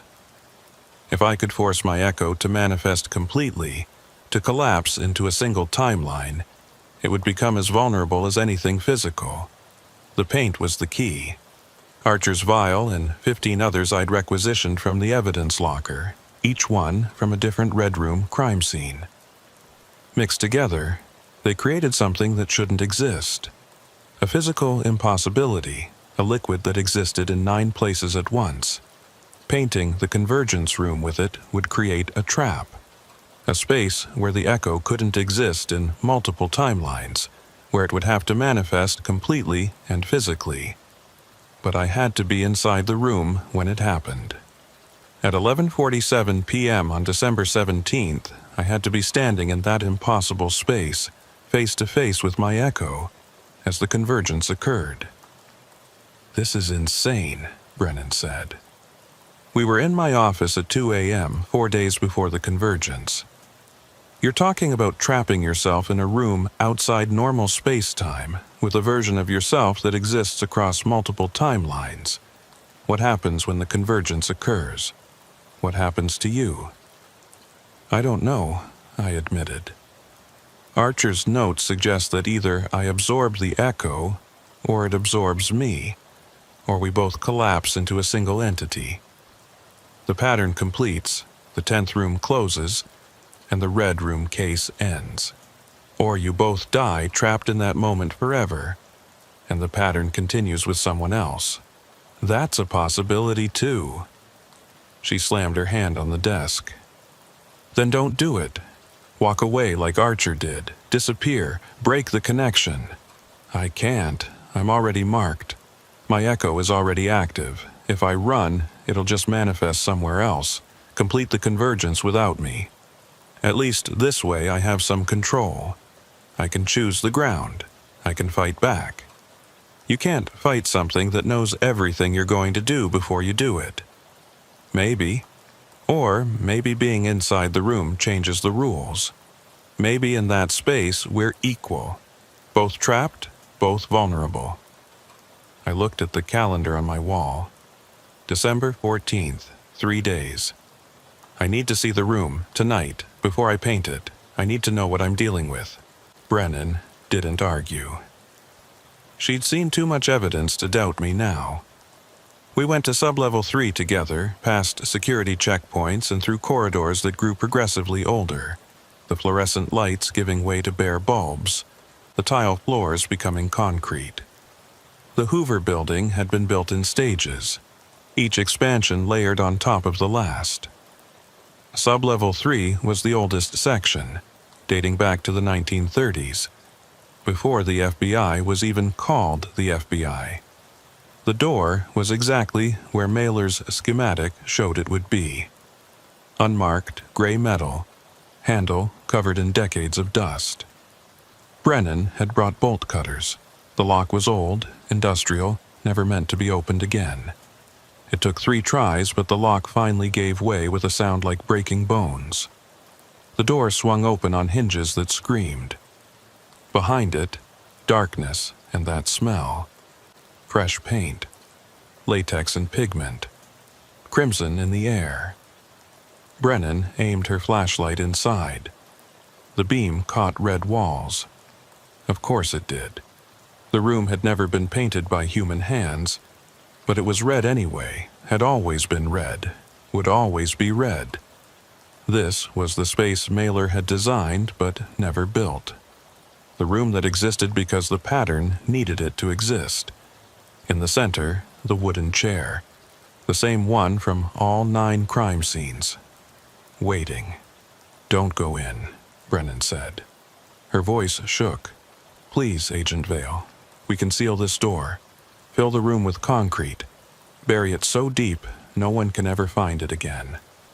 The echo would just manifest somewhere else. The pattern would continue. The only way to end this is to face it. To complete the convergence on my terms." I stepped inside. The temperature dropped immediately, my breath misting. The room was small, maybe 10 feet by 10 feet, but it felt vast. The walls receded into impossible distances, the ceiling stretching up and up into a red sky that shouldn't exist underground. This wasn't a room, it was a threshold, a door between realities. "Agent Vale," Brennan's voice sounded distant, even though she was only 5 feet behind me. "Your shadow." I looked down. My shadow on the red floor was wrong. Arms too long, head at that angle. And it was moving independently, detaching from my feet, sliding across the floor toward the chair. I stepped back quickly out of the room. My shadow returned to normal instantly. Brennan's face was white. "It's active. The room is active. Your echo is already here." "Good. That means it'll be here for the convergence. It'll have to manifest." I looked at my watch. 2:47 a.m. Tomorrow night, I paint the room, and on December 17th at 11:47 p.m. I end this. The next 2 days blurred together. I spent them reviewing Hayes's notes, Archer's calculations, every piece of evidence from the original 9 murders, looking for any advantage, any insight into how to survive the convergence. I called Archer once. She answered on the first ring, like she'd been waiting. "You're really going through with it," she said. Not a question. "I don't have a choice. Hayes said the same thing. Right before he died." She was quiet for a moment. "Agent Vale, if you do survive this, if you close the pattern, promise me something." "What?" "Burn the files, all of them, every photograph, every report, every piece of evidence. The Red Room case can't be allowed to exist in any form. The knowledge itself is infectious. It marks people. As long as the files exist, the pattern can restart. I promise. Good luck, Marcus. I hope you're stronger than Hayes was, stronger than I was." She hung up. I never spoke to her again. On December 16th, at midnight, Brennan and I returned to Sublevel 3. We brought the paint, 16 vials mixed into a single bucket that should have been brown or muddy, but instead was that perfect crimson. Pantone 186C, the color of blood, the color of the rooms. I put on a respirator, gloves. Brennan stood watch at the door while I went inside and started painting. The walls first, covering that impossible red with new impossible red. The paint went on smoothly, evenly, like it wanted to be there, like it was coming home. With each stroke, the room changed. The vast distances collapsed. The ceiling lowered. The space became merely a room again, concrete and defined. I was trapping it, forcing it into a single configuration, a single timeline. It took 3 hours to paint all 4 walls, the ceiling, the floor. By the time I finished, the room was a perfect red box, and the chair in the center looked more solid than before. More real, like it was ready to be occupied.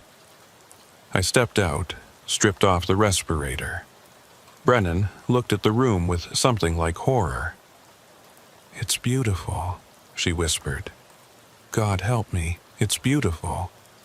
She was right. The room was perfect. A perfect trap, a perfect ending point for a pattern that had been building for 28 years. "Tomorrow night," I said, 11:47 p.m. It ends. I spent December 17th in my apartment. I couldn't work, couldn't focus on anything but the approaching time. I checked my reflection obsessively, looking for signs that the echo had already taken over. But I seemed normal. My shadow moved correctly. My thoughts were my own. Or so I believed. At 10:00 p.m., I drove to Quantico for the last time. Brennan met me at the entrance to Sublevel 3. She'd brought 2 things: a clock synchronized to atomic time and a video camera. "I'm going to record everything," she said. "Whatever happens in that room at 11:47, the world needs to know. The Bureau needs to know." Archer said to burn the files. "I will, after I watch what happens, after I understand." She set up the camera aimed at the room's doorway. "How will I know if you win? How will I know which one comes out?" "The paint," I said, pulling out Archer's vial. "The echo can't interact with it. If I come out and I can touch this, I'm real. If I can't, I'm the echo. And you seal the room with me inside. And if you don't come out at all, then the pattern failed, the convergence collapsed, and you burn everything anyway."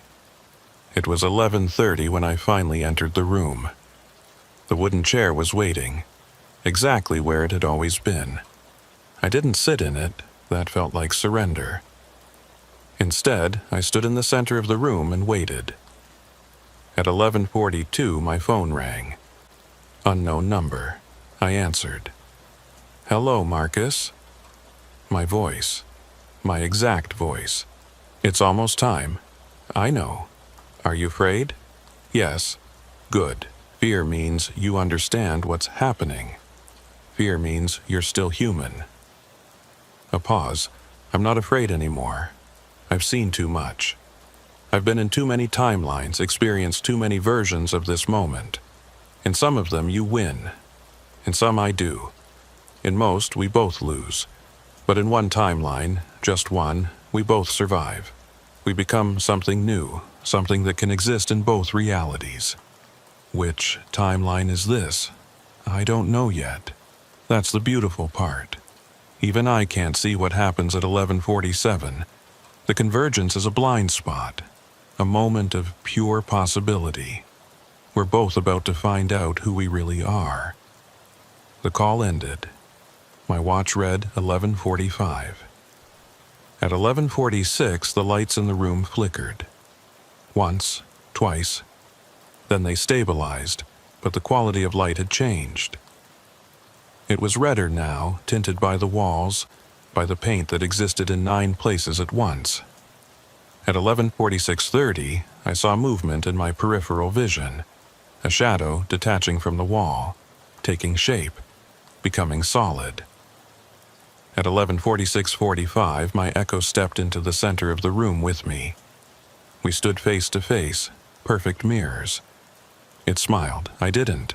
At 11:46:55, it spoke. Ready? And at 11:47 the convergence began. The room folded. Not metaphorically, physically folded like origami. The walls bending in dimensions that shouldn't exist. I could see all 9 Red Room crime scenes simultaneously, overlapping, existing in the same space. The victims were there, sitting in their chairs, watching. Not dead, not alive. Just waiting. Always waiting. My echo reached for me, and I reached back. Our hands touched, and I understood. The pattern wasn't trying to kill me. It was trying to communicate. The rooms, the victims, the echoes, they were all attempts by something vast and incomprehensible to make contact with our reality, to translate itself into forms we could perceive. Jacob Mailer had been its first successful translator, and he died from the effort. Hayes had been its second attempt, and he'd been consumed.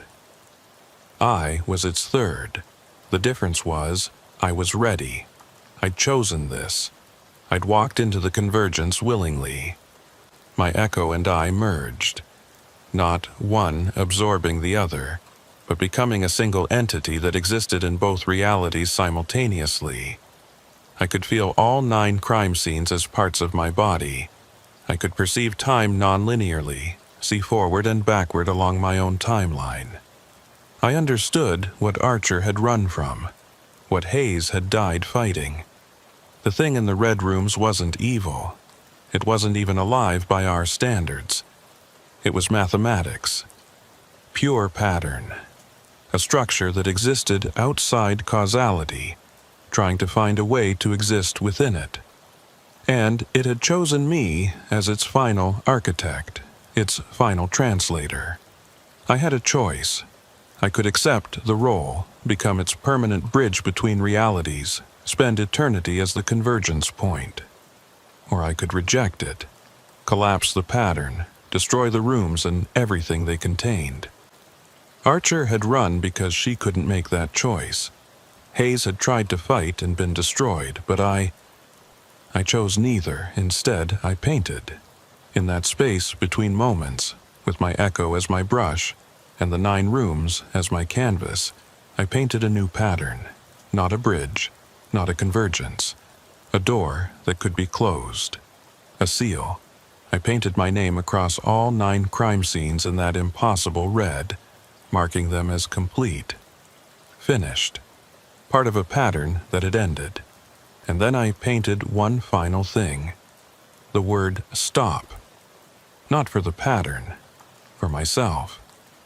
A reminder that some doors shouldn't be opened.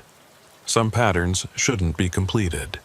Some things exist outside our reality for a reason. The convergence shattered. I was standing in the room on sublevel 3, alone. My echo was gone. The chair was gone. The red walls were fading to gray concrete. My watch read 11:47:16. 16 seconds. The convergence had lasted 16 seconds, but I remembered hours, days, lifetimes spent in that folded space, learning to be the thing the pattern wanted me to be, then choosing to unmake it instead. I walked to the door. Brennan was there, camera still recording, eyes wide. "Agent Vale, are you—" I held out my hand. She gave me Archer's vial of paint. I opened it, dipped my finger in. The paint touched my skin normally. No repulsion, no impossible physics. I was real. "It's done," I said. "The pattern's closed. The rooms are sealed." "What happened in there?" "I'll write a report, but you won't believe it. And then you'll burn it, like Archer asked." We sealed the door to sublevel 3 with industrial-strength welding, then filled the room with concrete. It took 2 days. When it was finished, that space where the 10th room had been was just solid mass. A deliberate void in the FBI's architecture. A place that no longer existed. I did write the report. 27 pages detailing everything from the reopened file to the convergence. I gave it to Brennan on December 20th. She read it in front of me, then fed every page into a shredder. Then she burned the shreds. Then she scattered the ashes. "The Red Room case is officially closed," she said. "Status: unfounded. No evidence of criminal activity. File archived permanently. Thank you. Don't thank me. I'm doing this for Archer, for Hayes, for everyone who got pulled into this nightmare and didn't make it out." She looked at me carefully. "Are you really you, Agent Vale? Or are you the echo that learned to pass the paint test?" I'd asked myself that question every day since the convergence. I don't know anymore. Maybe I'm both. Maybe that's what it means to survive the pattern. You come out changed, not quite the person who went in. Can you live with that? I thought about the 9 victims, still sitting in their chairs in the rooms I'd sealed away. I thought about Hayes, who'd died fighting something he couldn't understand. I thought about Archer, hiding in Montana for 27 years, too afraid to face what she'd learned. "I can try," I said. That was 3 months ago. I'm still at Quantico. Still Special Agent Marcus Vale. I close cases, testify in court, live my life. But every night I dream of red rooms. And sometimes when I look in the mirror, I see my reflection smile when I'm not smiling. The echoes are still there. Always will be. The pattern isn't destroyed, just sleeping.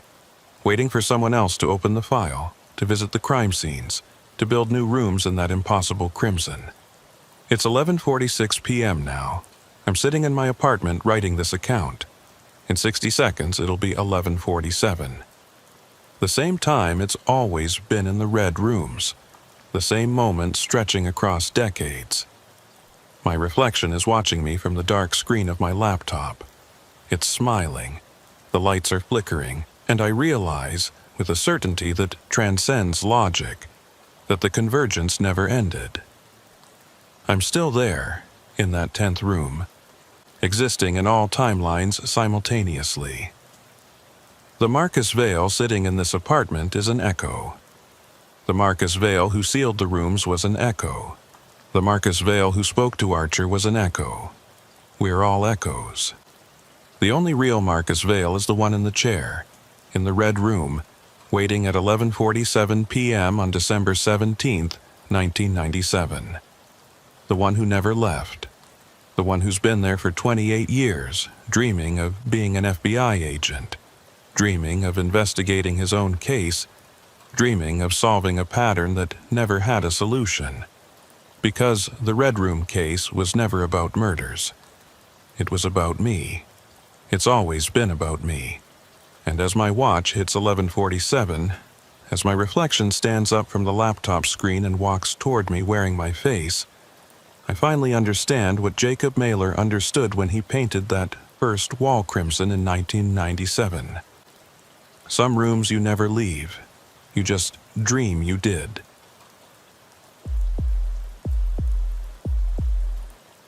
The call came through at 2:47 a.m. on a Tuesday in November. I'm Special Agent Sloan Carter, and I'd been working the night shift at the FBI Academy in Quantico for 3 weeks. It wasn't a punishment. At least, that's what I kept telling myself. After the Minneapolis field office incident, where I'd discharged my weapon during what turned out to be a training exercise I wasn't briefed on, the Bureau decided I needed recalibration. That's what Deputy Director Morrison called it. I called it exile. Quantico. At night is a different animal than during the day. The training facility that bustles with new agent recruits, instructors, and endless drills becomes something else after dark. The corridors stretch longer. The fluorescent lights hum at a frequency that makes your teeth ache. And the silence. God, the silence is absolute. You can hear your own heartbeat echoing off the walls. I was doing my 4th perimeter check of the night when my radio crackled. Static first, then a voice I didn't recognize. Male, middle-aged, barely audible through the interference. Security. Building C. Someone's inside. I keyed my radio. This is Agent Carter. Repeat your last. Who is this? More static. Then, footsteps, level 3, not supposed to be here. The transmission cut out completely. I checked my radio. Full battery, good signal. But when I tried to raise the speaker again, nothing. Just dead air. Building C was the administrative and records building, 3 stories of offices and archives. At this hour, it should have been empty. I was the only FBI personnel on night patrol, along with 2 civilian security guards who covered the outer perimeter. Standard protocol was to call for backup before investigating, but something about that transmission bothered me. The voice had sounded wrong. Not scared exactly, but displaced, like someone calling from very far away.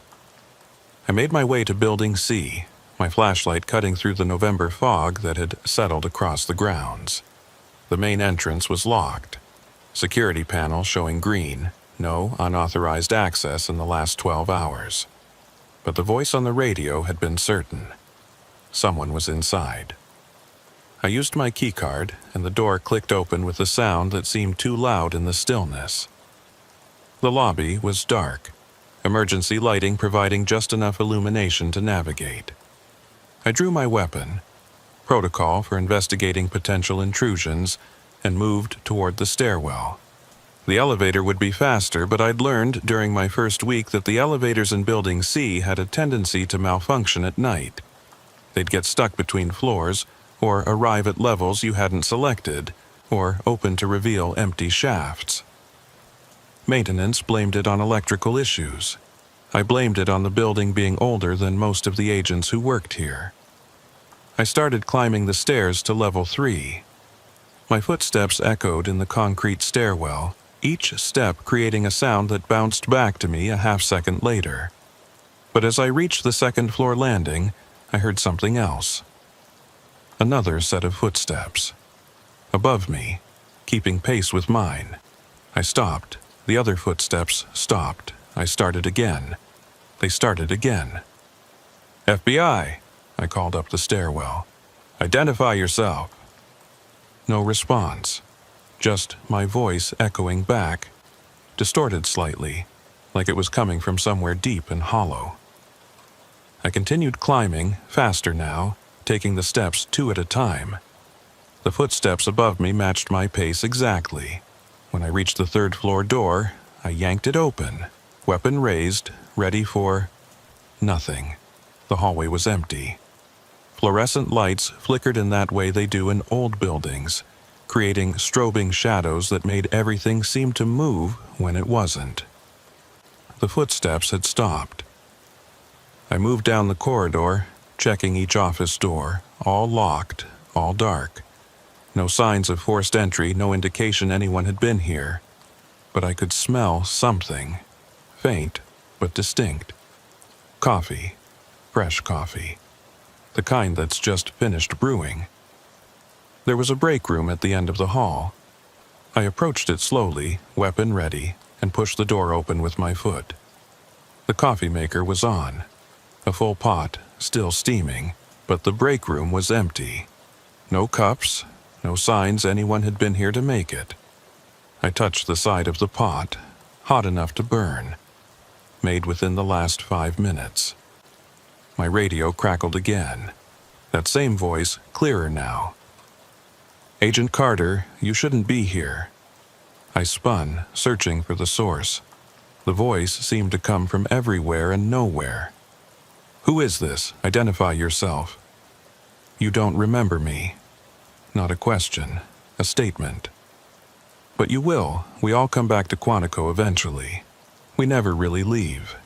"I'm calling this in," I said, reaching for my radio. "No, you're not."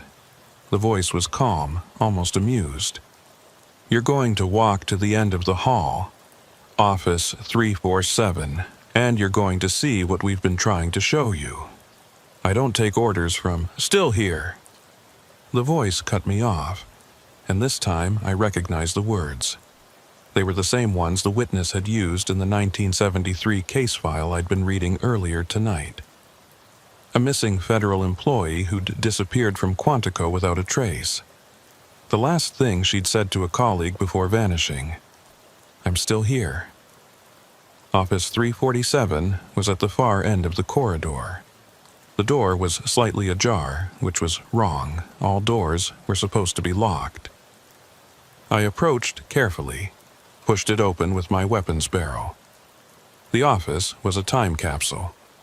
Wooden desk, typewriter, rotary phone, filing cabinets from the 1970s. And on the desk, a personnel file. Open.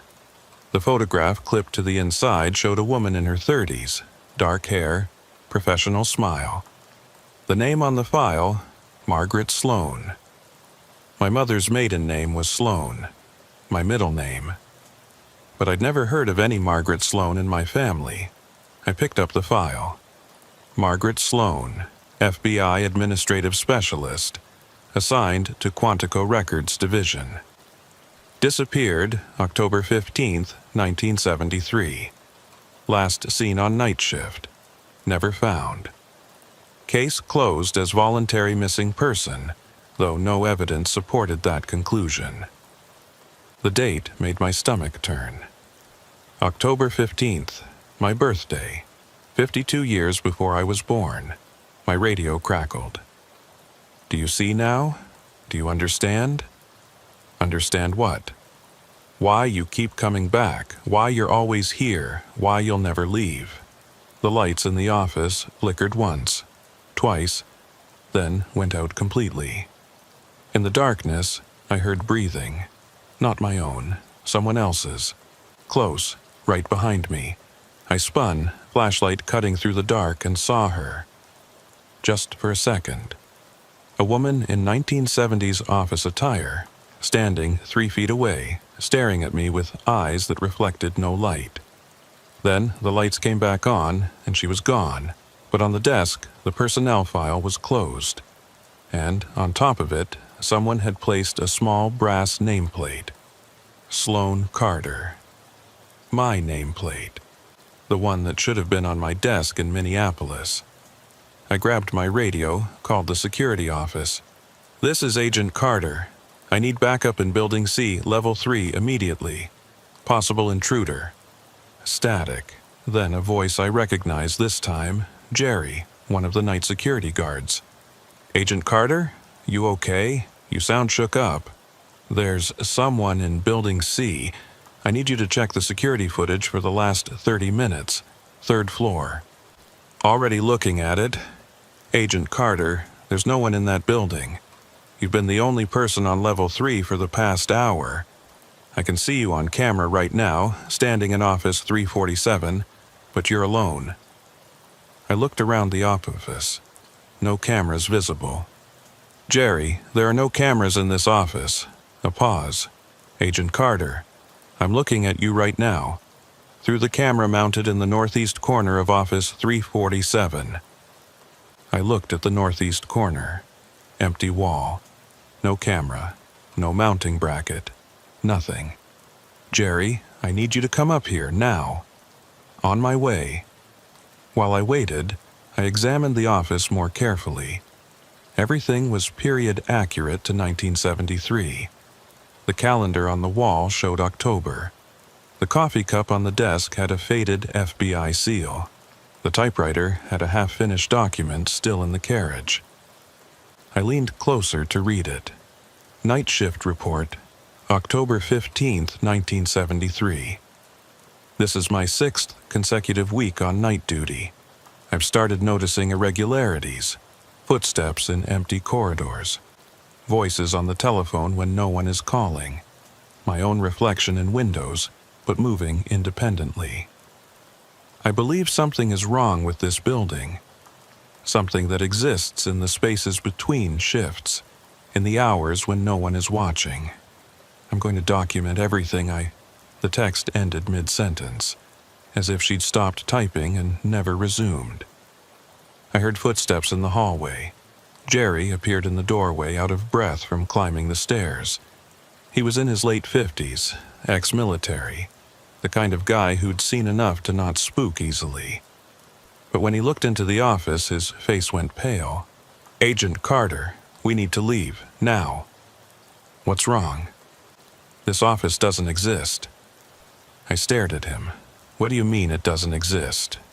"We're standing in it." Jerry pulled out a building schematic from his jacket pocket, unfolded it. Office 347 was sealed in 1974. Condemned, structural issues.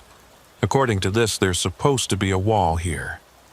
This whole section was closed off and converted to storage space 40 years ago. I looked at the office around us. Solid, real. Furniture, files, typewriter. This isn't storage space. I know. But according to every blueprint, every renovation record, every building inspection since 1974, Office 347 doesn't exist. It's a sealed room. No one should be able to get inside. Then how? I don't know. Jerry's radio crackled. He answered it. The voice on the other end was his partner, Mike, still in the security office.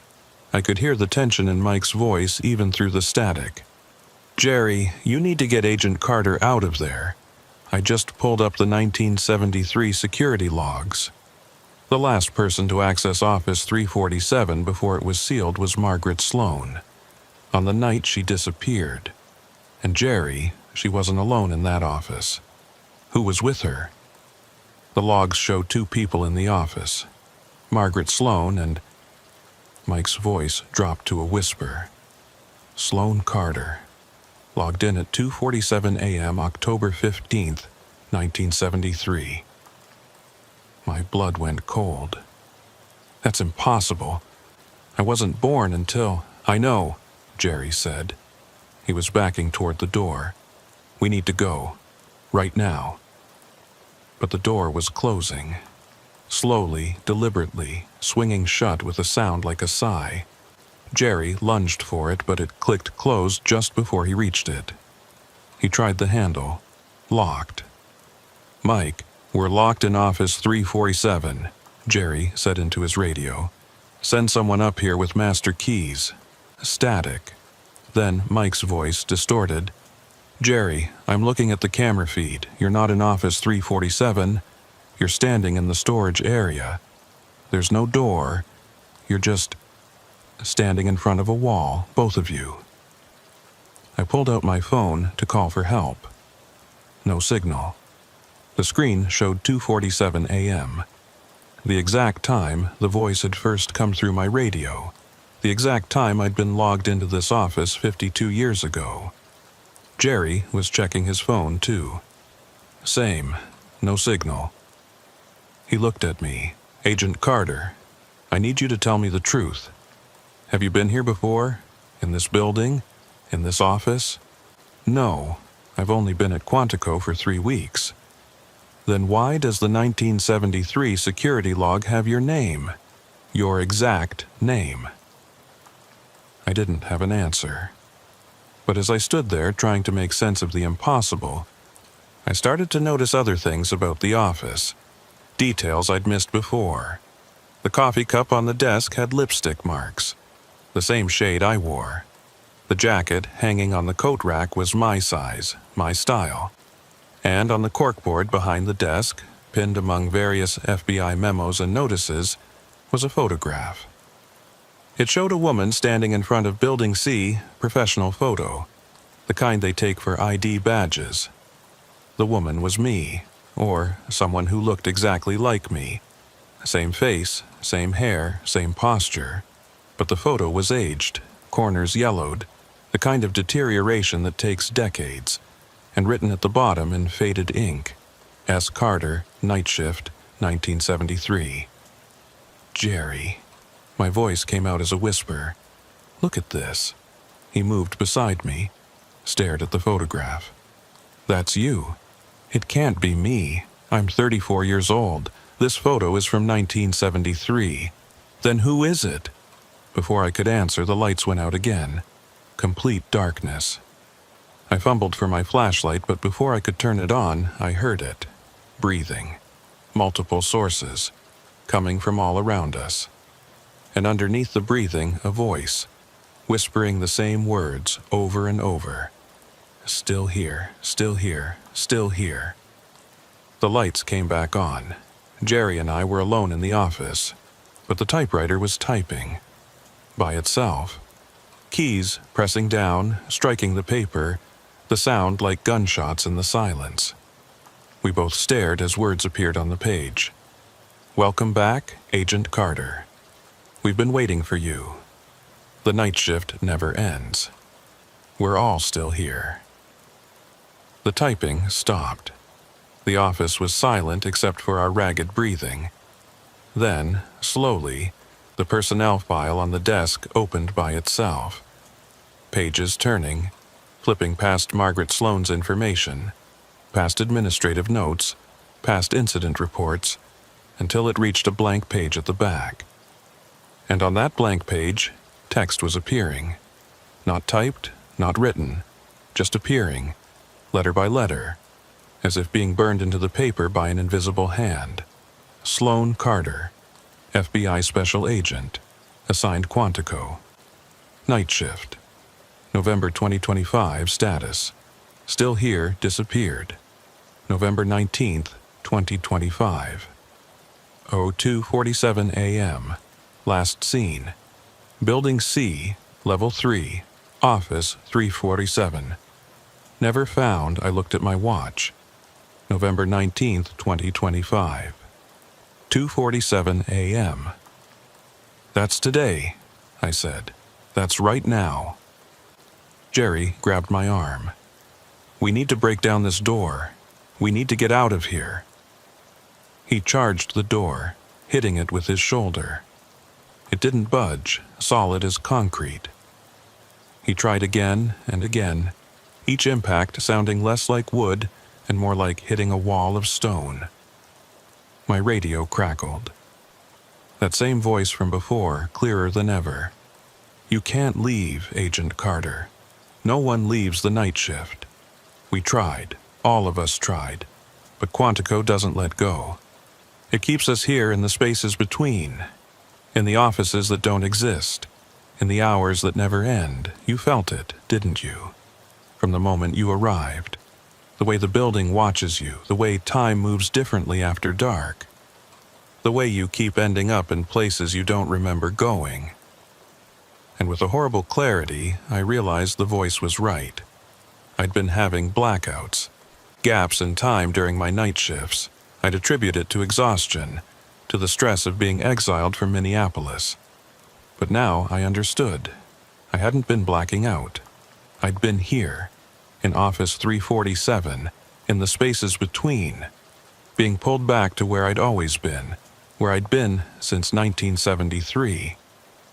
No, I said. No, that's insane. I'm real. I'm here now. I remember my life, my career, Minneapolis. Do you? The voice asked. Or do you remember what we all remember? The same loop, The same night? October 15th, 1973. The night the building took us. The night we became part of Quantico. We're all echoes, Agent Carter.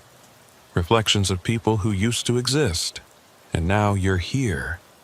Where you've always been. Where you'll always be. The office door opened. Not the door we'd been trying to break down. A different door. In a wall that hadn't had a door a moment ago. Beyond it, a corridor I didn't recognize. Dark. Stretching into impossible distances, lined with doors identical to Office 347. Hundreds of them. And from behind each door, I could hear it. Breathing. Whispering. The sound of people who were still here. No. I backed away from the new door. This isn't real. This is a psychological attack. Someone trying to make me... Jerry wasn't moving. He was staring at his hands. Agent Carter, look at me. I turned to face him. His eyes were wrong, unfocused, looking past me rather than at me. Jerry? I remember now, he said quietly. I've been here before. I've always been here. My name isn't Jerry. I don't know what my name is. I just know I've been walking these halls for so long. So long, and every night someone new arrives. Someone new joins the shift. And we welcome them because they're family now. They're still here. He started walking toward the new door, toward the impossible corridor. Jerry, stop. But he didn't stop. He walked through the doorway, into that darkness. And as he crossed the threshold, I saw something that made my sanity crack. There wasn't just one Jerry. There were dozens of them, hundreds, all walking the same corridor in perfect synchronization, each one a copy of the last, stretching away into that impossible distance. All still here. I was alone in Office 347. The typewriter started again, keys striking faster now, almost violent. Accept it. Accept what you are. Accept where you belong. The night shift is forever. Quantico is forever. You are forever. Still here, still here, still here. And then I heard it. From the corridor beyond. Footsteps. Not one set. Thousands. All in perfect synchronization. All coming toward Office 347. Coming for me. Coming to welcome me home. I ran. Out of the office, down the hallway I'd entered from. The normal hallway. Back toward the stairwell. But the building had changed. The corridor stretched longer than it should, doors appearing that hadn't been there before, all marked with variations of 347. Office 347A, Office 347B, Office 347, 1973, Office 347, 2025. I burst through the stairwell door and started running down, but the stairs kept going. Floor after floor, level after level, descending into depths that shouldn't exist beneath Quantico. Emergency lighting flickered, showing glimpses of other people on the stairs. Other agents, other security guards, all running, all trying to escape, all trapped in the same endless descent. I stopped running, looked up. The stairwell stretched infinitely above me, looked down. Infinitely below. No beginning, no end, just stairs. Just the eternal descent through a building that had no bottom. And that's when I understood. I'd never left Office 347. I was still there, would always be there. This was the space between. The place where Quantico kept its night shift. Forever. My phone rang. I answered without thinking. Agent Carter? A woman's voice, familiar. This is Deputy Director Morrison. We need to talk about your performance review. Director Morrison, I'm trapped in Building C. I need... Building C? She sounded confused. Agent Carter, you're in my office. You've been sitting here for the past 20 minutes. Are you feeling all right? I looked around. I was sitting in an office I didn't recognize. Daylight streaming through windows. A desk between me and a woman in her 50s wearing a bureau suit. Director Morrison, though I'd never met her in person. I was in Building C, Office 347. There was, Agent Carter, there is no Office 347 in Building C. That section was sealed in the 70s. She pulled out a file, opened it. I'm concerned about these reports from your night shift supervisors. They say you've been experiencing disorientation, time loss, claiming to be in places that don't exist. This is the third incident this month. Third, We're going to have you evaluated by Bureau Psychological Services. Standard procedure after field trauma. Nothing to be concerned about. She stood, extended her hand. We'll get you sorted out, Agent Carter. The Bureau takes care of its own. I shook her hand on autopilot, walked out of her office in a daze. The corridor outside was normal. Daylight, people walking, phones ringing, normal FBI operations. I checked my phone. 9:47 a.m., November 19th, 2025. Had I imagined it all? Office 347, Jerry, the impossible corridor. Had it been some kind of breakdown? But in my pocket, I felt something. I pulled it out, a brass nameplate, Sloan Carter, the one from the desk in Office 347. I was holding it when I saw my reflection in a window, and my reflection smiled at me, a smile I didn't make. Behind my reflection, in the window's image, I could see Office 347, the typewriter, the filing cabinets, and dozens of people standing in the background, all staring at me, all still here. The reflection mouthed two words, night shift. And I realized with absolute horror that it was 9:47 a.m., not p.m. a.m., but the sun was shining. Or was it? I looked closer at the light coming through the windows. It was wrong. Too bright, too artificial. Like stage lighting, like the fluorescent lights in Building C. I was still there, still in the night shift, still in the spaces between. I'd never left. I never would. And tonight, at 2:47 a.m., I'd be back in Office 347, waiting for the next person to arrive, ready to welcome them home. Because we're all still here. We're always still here. I don't know how long I stood there, staring at my reflection in that window. Time had stopped meaning anything. The brass nameplate was cold in my hand, solid and real in a way nothing else felt anymore. Around me, the FBI headquarters bustled with normal activity. Agents moving between offices, phones ringing, keyboards clicking. But I could feel it underneath, the wrongness, the impossibility. I tried to focus. I was FBI, trained to observe, to analyze, to find patterns. So I started walking, paying attention to details. The people around me looked normal at first glance, but when I looked closer, I started to notice things. The agent passing me in the corridor walked with a slight limp. 3 steps later, I passed the same agent again, walking the opposite direction. Same limp, same briefcase, same expression. When I turned to look back, there were 4 of him, all walking in different directions. The receptionist at the front desk answered the phone. FBI Quantico, how may I direct your call? Pause. FBI Quantico, how may I direct your call? Same inflection. Same pause. Over and over, the phone hadn't rung again.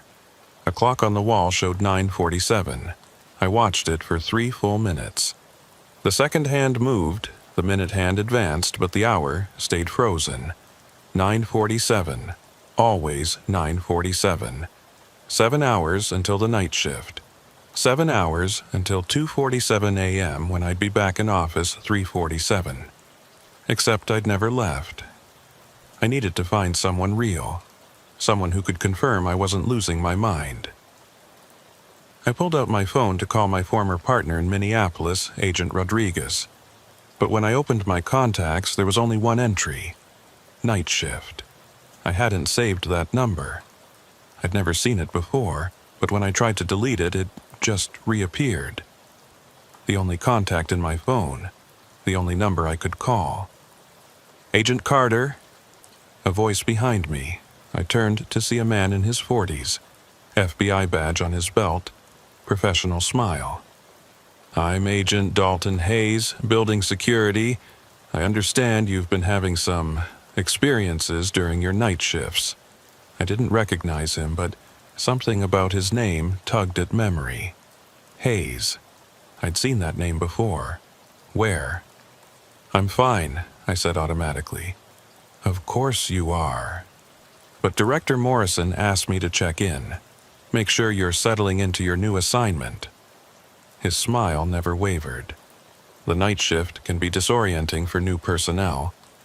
The empty buildings, the silence. People sometimes report unusual experiences. Like what? Oh, the usual. Footsteps in empty corridors, voices on radios when no one's transmitting, offices that appear to exist but don't show up on blueprints. He said it casually, like he was describing routine maintenance issues. All perfectly normal psychological responses to sensory deprivation and isolation. Is it normal to find your own nameplate in an office that was sealed 40 years before you were born? Hayes's smile flickered. Just for a second. "May I see that?" I showed him the brass nameplate. Sloan Carter. He examined it carefully, turning it over in his hands. "Where did you find this?" "Office 347. There is no Office 347. "I know. That's the problem." Hayes handed the nameplate back. "Agent Carter, I'm going to be honest with you. You're not the first person to report experiences in Building C. In fact, there's been a pattern of incidents going back decades. Always on night shift. Always in that same section of Level 3. The Bureau's position is that it's architectural. Old wiring creating electromagnetic fields that affect perception. But between you and me," he leaned closer, "I think it's something else." "What?"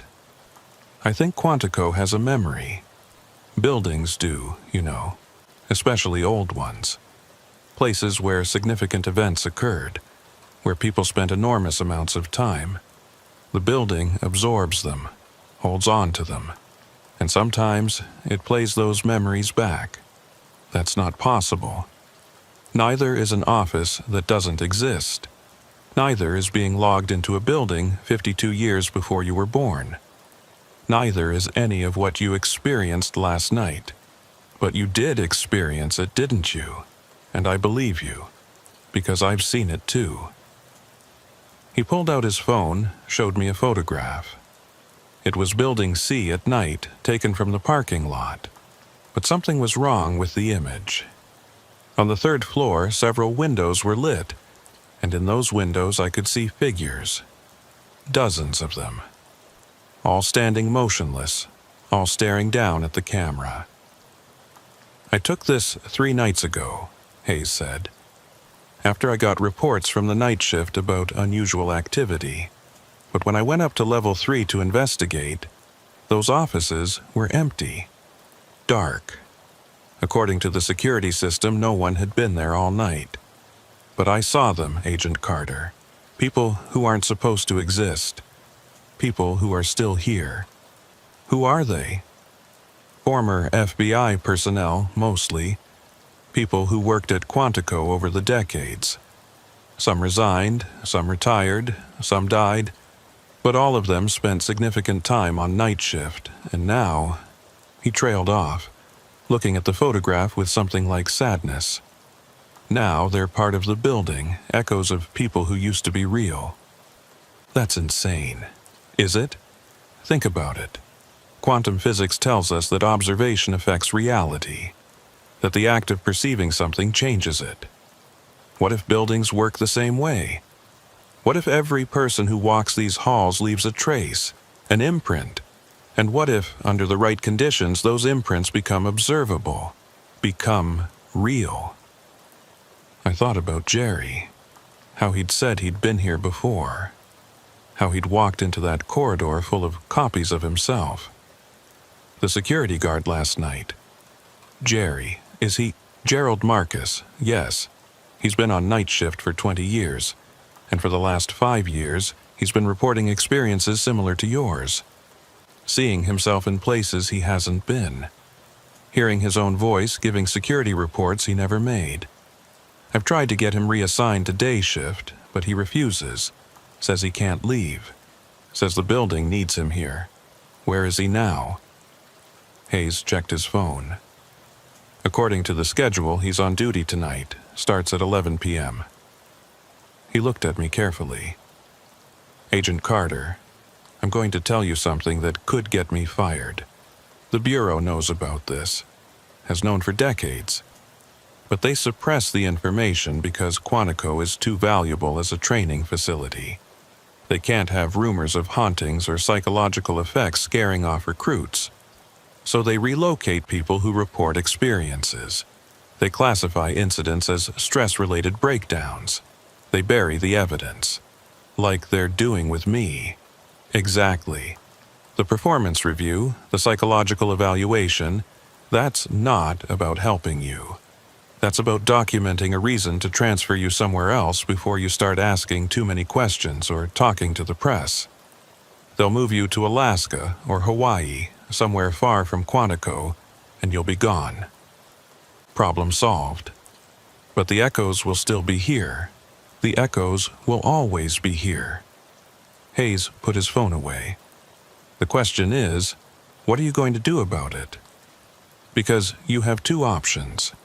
You can accept the transfer, leave Quantico, spend the rest of your career knowing what you saw but never being able to prove it. Or you can stay.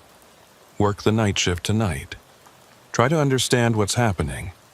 Maybe even help the others. Help them how? I don't know, but they're trying to communicate something. All those voices, all those appearances, they're not random.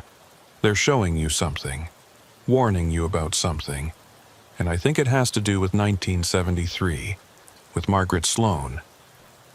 That name again. The woman whose file I'd found in Office 347. The woman who'd disappeared on the night shift. The woman whose maiden name I shared. Who was she? Hayes pulled out a folder from his jacket. Inside was a thick file marked Classified. Margaret Sloan was FBI administrative personnel. Worked in Records Division at Quantico starting in 1971. In 1973, she was assigned to night shift as part of a security restructuring. On October 15th of that year, she was working Level 3 of Building C when she reported unusual activity over the radio. Said she was hearing voices, seeing people who weren't supposed to be there. Security found her office empty. She was never seen again. Office 347. The file doesn't specify, just says Level 3 Records Division. But the next week, the Bureau ordered that entire section sealed. Called it structural damage. But the work crews who did the sealing reported strange experiences. Feeling watched. Hearing voices. One worker swore he saw a woman in 1970s office attire standing in one of the rooms they were walling off. When he went to ask if she needed to leave before they sealed the area, she vanished. I looked at the file. Margaret Sloan's photograph stared back at me. The resemblance was undeniable. Same bone structure, same eyes, same posture in the photo. It was like looking at a relative I'd never known I had. "Do you have family information on her?" I asked. Hayes flipped through the file. Parents deceased as of 1973. No siblings. Unmarried. No children. He paused, reading something. "Wait, there's a note here. Medical records indicate she was 3 months pregnant at the time of her disappearance. Father unknown. The pregnancy was kept confidential per her request. 3 months pregnant. October 1973. If she'd given birth, the child would have been born in, I did the math, April 1974. My mother was born in April 1974. Adopted. Birth mother's identity sealed. My grandmother had told me the adoption was handled through a government agency, but she'd never been able to get details. No, I said. No, that's not possible. Margaret Sloan disappeared. She couldn't have had a child. Unless she didn't disappear, Hayes said quietly. Unless she escaped. Left Quantico, had the child. Gave it up for adoption. Maybe she knew something was wrong with this place and she got out while she could. But if that was true, it meant Margaret Sloan was my grandmother. It meant I was genetically connected to the woman who disappeared from Office 347. It meant Quantico had been waiting for me, calling me back to where I belonged. "Still here?" I whispered. Hayes looked at me with something like pity. "Agent Carter, you don't have to do this. You can request immediate transfer, leave tonight, get far away from Quantico, and never come back. Can I? Or will I just end up back here like Jerry, like all the others?" I looked at the photograph of Building C with its windows full of watching figures. They're trapped, aren't they? The echoes. They can't leave. They're bound to this place. I think so, yes. Then running won't help. If I'm connected to Margaret Sloan, if there's something in my genetics or my family history that makes me vulnerable to whatever's happening here, then I'll just get pulled back. Maybe not physically, maybe just mentally, but I'll never really escape. So, what will you do? I looked at the brass nameplate in my hand. Sloan Carter. A name that existed in both 1973 and 2025. A name that connected me to this place across 5 decades. I'm going to work my shift tonight. I'm going to go back to Office 347, and I'm going to find out what they're trying to tell me. Hayes nodded slowly. Then you'll need this. He handed me a small device that looked like an old tape recorder. It's a modified EVP detector. Picks up electronic voice phenomena. The echoes can't always interact with our reality directly, but they can affect electronics, radios, recording devices. If you want to communicate with them, this might help. I took the device. Why are you helping me? Because I've worked at Quantico for 15 years, and I've seen what this place does to people. I've watched agents disappear. Not physically, but mentally. Watched them become hollow versions of themselves, going through the motions of life, but not really living. I don't want that to happen to you. And maybe, just maybe, if someone finally figures out what's happening here, we can help the others. Free them, let them rest. Or join them. That's a possibility too, Hayes admitted. But at least you'll know the truth. And the truth is worth something, even if it destroys you. He was right. I'd joined the FBI to find truth, to bring justice to victims who couldn't speak for themselves. The echoes in Quantico were victims too, trapped by something they didn't understand, unable to move on, forced to repeat the same patterns forever. If I could help them, I had to try, even if it meant becoming one of them. I spent the rest of the day researching everything I could find about Margaret Sloan and the 1973 incident. Most of the files were classified, but Hayes helped me access what existed. I learned that Margaret had reported strange experiences for weeks before her disappearance. Hearing her own voice on recordings she hadn't made. Seeing herself in security footage from times when she was provably elsewhere. Finding personal items in places she'd never been. The same things I was experiencing. The last entry in her file was a handwritten note, barely legible. They keep saying I'm still here, but I'm not. I'm trying to leave. I have to leave, for the baby. But every door just leads back to 347. Every stairwell goes in circles. I think I've been here forever. I think I'll be here forever. Tell my child I tried to. The note ended there, unfinished, like she'd been interrupted mid-sentence. By 10 p.m., I was back in Building C. The day shift had ended hours ago. The building was empty except for the skeleton crew of night security. I signed in at the main desk. There was a new guard I didn't recognize, which struck me as odd since I'd met everyone on night rotation. He barely looked at me, just pushed the logbook across the desk. I signed, Sloan Carter, 2200, Building C Patrol. As I finished writing, I noticed the previous entries. They went back weeks. All the same handwriting, all the same name. Sloan Carter, 2200, Building C Patrol. Sloan Carter, 2200, Building C Patrol. Sloan Carter, 22, Building, in C Patrol.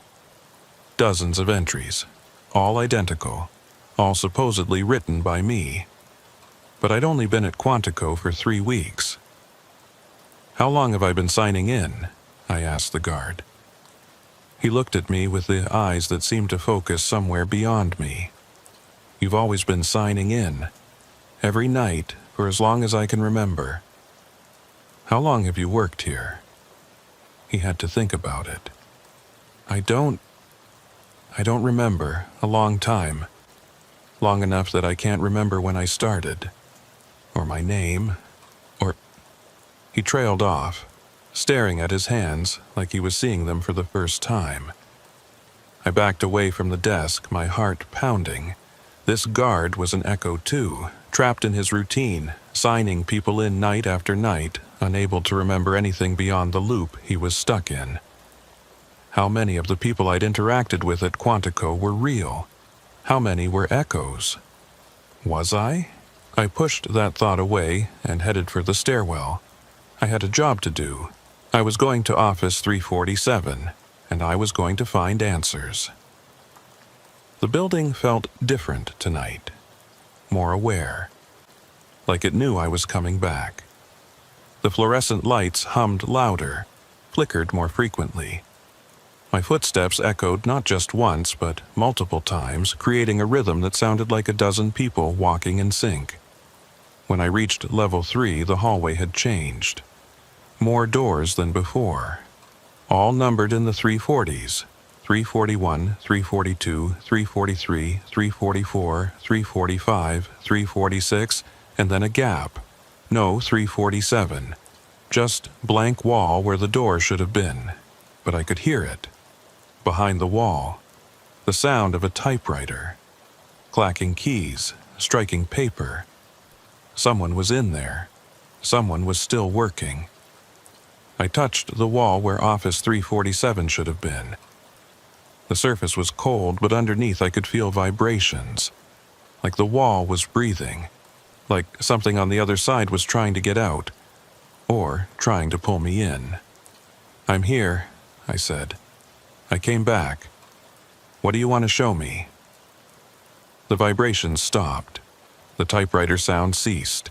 Silence for 5 heartbeats. Then the wall began to fade. Not crumbling, not opening, just becoming transparent like a fog dissipating. And through it, I could see Office 347. But it wasn't empty anymore. It was full of people. Dozens of them. All dressed in FBI attire from different eras. 1970s, 1980s, 1990s, 2000s. All standing motionless, all staring at the desk where I'd found Margaret Sloane's file. And sitting at that desk, typing on the old typewriter, was a woman in 1970s office attire.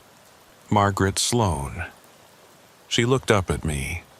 Her eyes were hollow but aware. She smiled, but it was the saddest smile I'd ever seen. Then she spoke, and her voice echoed from everywhere at once. "Welcome home, Sloane. We've been waiting for you. The family's all here. All still here. And now you can join us. Forever." The wall solidified again, cutting off my view of the office. But I could still hear her. Still here, all of them. Whispering in unison. Still here. Still here. Still here. And I realized with horror that the countdown had begun. 5 hours until 2:47 a.m. 5 hours until I became an echo. I stood in that hallway for what felt like hours, but was probably only minutes trying to process what I'd just seen. Dozens of people trapped in Office 347. Decades of FBI personnel all caught in the same loop, all unable to leave.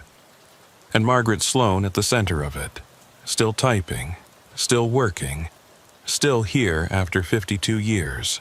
The EVP detector in my pocket suddenly activated, emitting a low static hiss. I pulled it out. The LED display flickered, showing interference patterns. Then a voice came through, broken by static but unmistakable. Help us. Can't leave. Trapped in the moment. 2:47. Forever. 2:47. I pressed the record button. This is Special Agent Sloan Carter. Can you hear me? Who's speaking? The static intensified, then cleared. A male voice, younger, filled with desperation. Agent Carter, my name is Static. Been here since more static. 1993. I was working night shift. I heard voices. Followed them to level 3 and then I couldn't find the exit.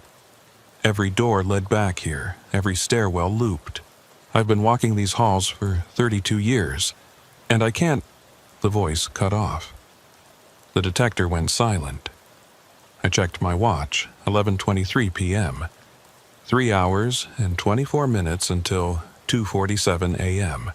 I needed to understand what was happening before that deadline, before I joined the echoes permanently. I pulled out my phone and called Hayes. It rang once, then his voice. Agent Carter, I was hoping you'd call. Are you all right? Define all right. I just saw Margaret Sloan and dozens of other people, all trapped in Office 347. Hayes, what's really happening here? This isn't just psychological. This is real. I know. I've been doing more research since we talked. Agent Carter, have you heard of temporal displacement? Like time travel? Not exactly. More like time folding. Quantum physics suggests that all moments exist simultaneously. Past, present, future. They're all happening at once, just separated by dimensional barriers. What if something at Quantico has weakened those barriers? What if certain locations, under certain conditions, allow multiple time frames to overlap? Office 347. Exactly. I found something in the archived architectural records.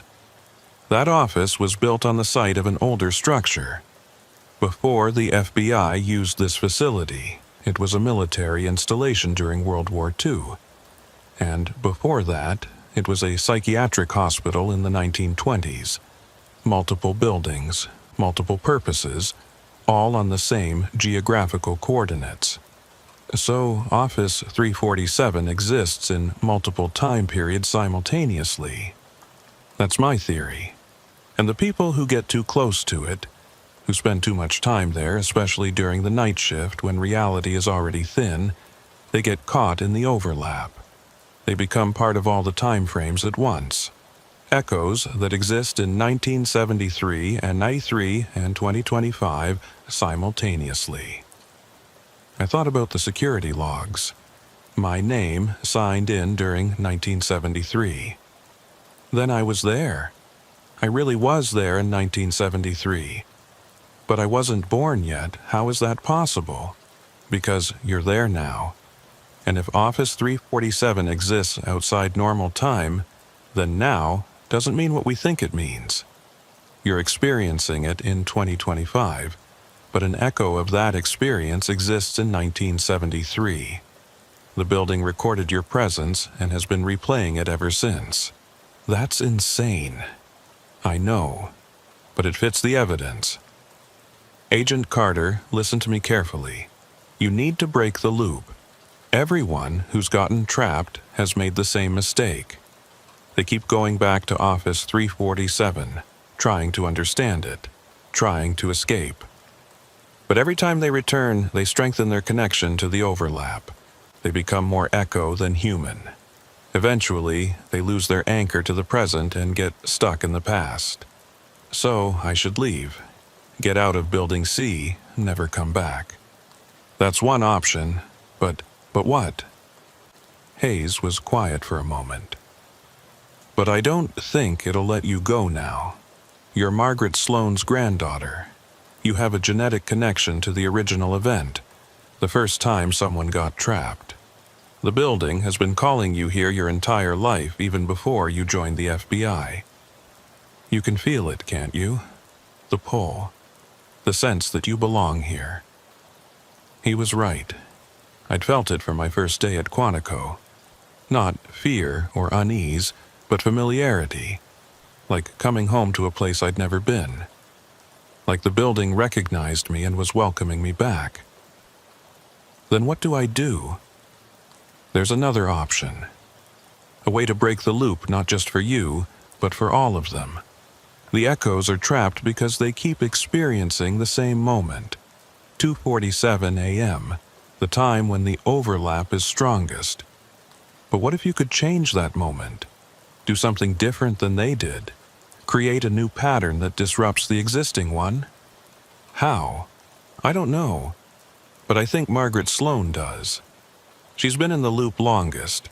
She's had 52 years to understand how it works. You need to talk to her, really talk to her.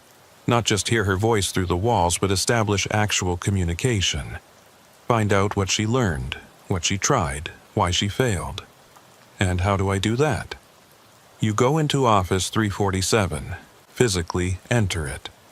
Become part of the overlap voluntarily. It's dangerous. You might not be able to get back out. But it's the only way to interact with her directly, to access the knowledge she's accumulated over decades of being trapped. I looked at the wall where the office door had appeared and vanished. If I go in there, I might never come out. I know. That's why I'm giving you a way back. Hayes's voice changed, became more urgent. I'm going to do something that could get me fired. At exactly 2:46 a.m., 1 minute before the overlap peaks, I'm going to trigger the building's fire alarm. It'll disrupt the electrical systems, create chaos, maybe weaken the temporal fold enough for you to escape. But you have to be ready. You have to be moving toward an exit at 2:46. If you're still in Office 347 when the clock hits 2:47, you're lost. 1 minute to get from level 3 to the ground floor. It's not enough time, I know, but it's all I can give you. The rest is up to you. Agent Carter, I need you to understand. If you do this, if you go into Office 347, you're betting your life on being able to move faster than time itself. The odds aren't good. Better than the odds of doing nothing and becoming an echo anyway. True. Good luck, Agent Carter. And if you do get trapped, I'll make sure people remember you. The real you, not just an echo. He hung up. I was alone in the hallway, staring at the blank wall that hid Office 347. 11:47 p.m. 3 hours until 2:47 a.m. 3 hours to figure out how to break a temporal loop that had been running for 52 years. I touched the wall again. Margaret, I know you can hear me. I'm your granddaughter. I know that sounds impossible, but I've seen the files, I've done the math. You were pregnant when you disappeared. You had a daughter. My mother. And now I'm here, in the same building, dealing with the same nightmare you faced. Please, help me. Help all of us. The wall remained solid. No response. No door appearing. I tried again. My name is Sloane Carter. I'm 34 years old. I'm an FBI agent. I'm real. I'm not an echo. Not yet.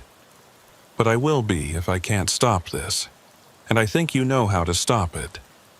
You've been trying to tell us for 50 years. All those whispers, all those appearances, all those voices saying, "Still here."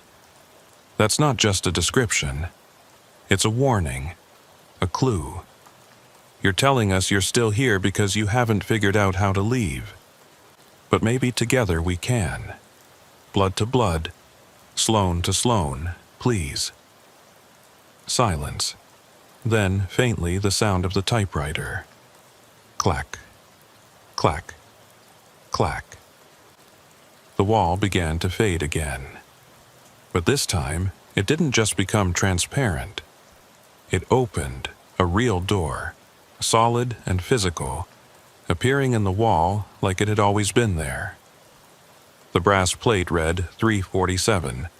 The door swung inward. Beyond it, Office 347. But different than before. Empty of people now. Just the desk, the typewriter, the filing cabinets, and Margaret Sloan sitting in the chair, her hands poised over the typewriter keys. She looked up at me with those hollow eyes. "Come in," she said. Her voice was clear now, not distorted by walls or time. "We don't have much time. The loop resets at 2:47. Before then, you need to understand what you're dealing with." I stepped through the doorway. The temperature dropped immediately. My breath misted. The door swung shut behind me with a sound of finality. Margaret stood, gestured to a second chair that hadn't been there before. "Sit. Listen. I can only maintain clarity for short periods. The loop tries to reset my memories, make me forget everything except that one night in October 1973. But I've been fighting it, building up resistance, learning how it works." I sat. What is this place? Why does it trap people? It's not a place, not really. It's a moment. October 15th, 1973, 2:47 a.m. That's when it started, when I first noticed the overlap. I was working late, filing documents, and I heard something. Footsteps in the hallway. But when I checked, no one was there. Then I heard my own voice on the radio, reporting an intrusion. But I hadn't picked up the radio. The voice was saying things I would say, but hadn't said yet. Future echoes. Exactly. I was hearing my own future self, reporting the same incident I was experiencing. And once I heard that first echo, I became trapped in the loop. Every night since then, I've been experiencing the same sequence of events. Hearing the footsteps, checking the hallway, picking up the radio, over and over, thousands of times. But you're here now, talking to me. You broke the loop, only partially. I'm conscious right now because you're here. Your presence disrupts the pattern just enough for me to have moments of clarity. But when you leave, I'll reset, go back to repeating the same actions. Unless we can break it permanently. How? Margaret walked to the desk, pulled open a drawer. Inside were dozens of notebooks, all filled with handwriting. 52 years of observations. Every time I gain clarity, I write down what I've learned before the loop resets. I've figured out the rules. The office exists in all time frames simultaneously. 1920s, 1940s, 1973, 1993, 2025, and beyond. It's a nexus point. Every person who enters it leaves an echo. Those echoes exist forever, playing out their actions on repeat. But here's the key.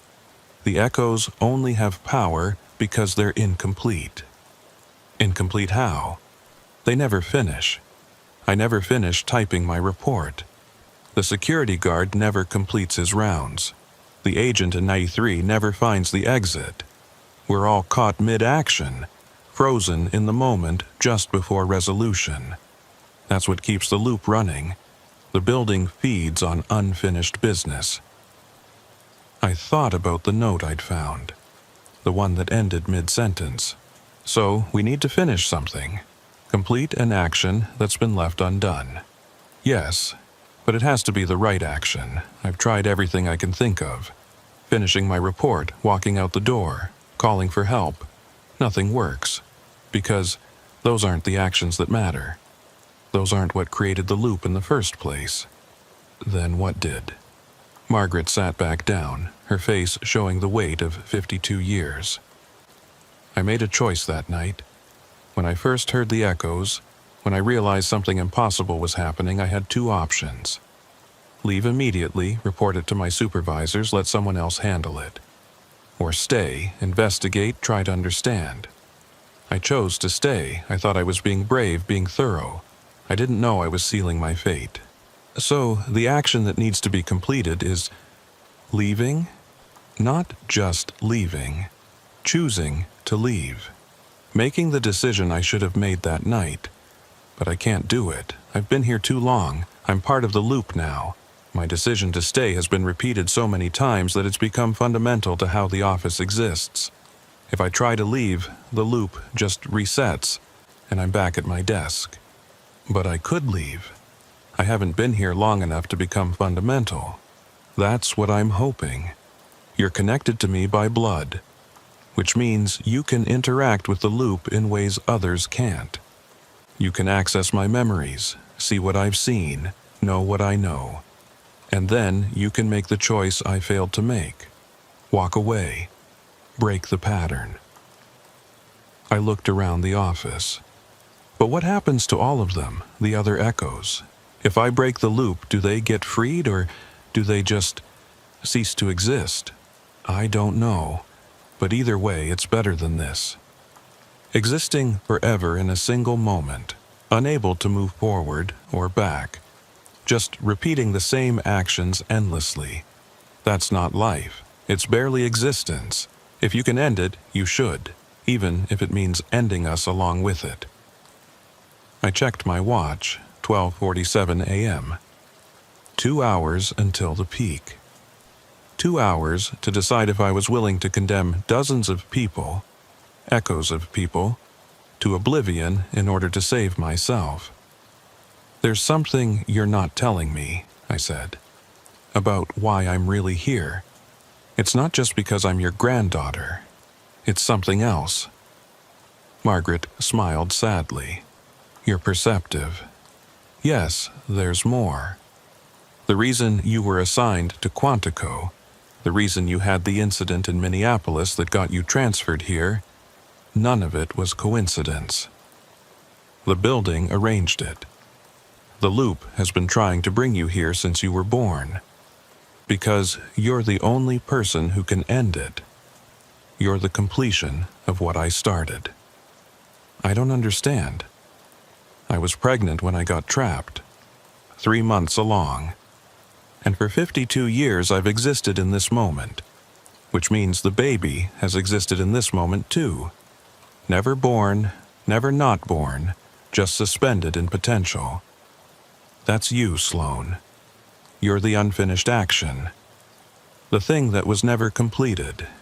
If you can finish what I started, if you can make the choice to leave and actually succeed in leaving, then you'll be born properly, outside the loop. And the pattern will break because the central paradox will be resolved. I felt dizzy. You're saying I don't exist? That I'm some kind of temporal anomaly? You exist. You're real. But you're also trapped between states just like everything else in this office. Part of you was born in the normal timeline. Grew up, became an FBI agent. But part of you has always been here, in 1973, waiting to be born. The building has been holding on to that unborn part, using it as an anchor to keep the loop running. If you can sever that connection, if you can become fully real in just one timeline, the loop collapses. And you? What happens to you? I finally get to finish my pregnancy, give birth, move on, whatever that means when you've been temporarily displaced for half a century. She stood, moved to the door. But it has to be your choice, Sloan. I can't force you. If you decide to stay, to become part of the loop, to let it continue, that's your right. You'll exist here forever, with me and all the others. Still here, always still here. It's not a good existence, but it is existence. Or you leave. Now, before 2:47. You walk out that door, down the stairs, out of Building C. You don't look back. You don't second guess. You just go. And when the fire alarm sounds at 2:46, you're already moving, already escaping. You break free of the building's pull, return to the normal timeline, and live your life. And we get to end, finally, after 52 years. I looked at my watch again. 1:17 a.m., 1 hour and 30 minutes. Time was running out, and I had to decide. Save myself and end their eternal loop. Or stay and join them, preserving their existence but condemning myself to the same fate. Margaret moved to the typewriter, began typing. Whatever you choose, I want you to know, I'm sorry. Sorry I couldn't protect you from this. Sorry I made the wrong choice 52 years ago. Sorry that my mistake has haunted you your entire life. But I'm also grateful. Grateful that you came here. Grateful that you gave me these moments of clarity. Grateful that whatever happens, I got to meet my granddaughter. She pulled the paper from the typewriter, handed it to me.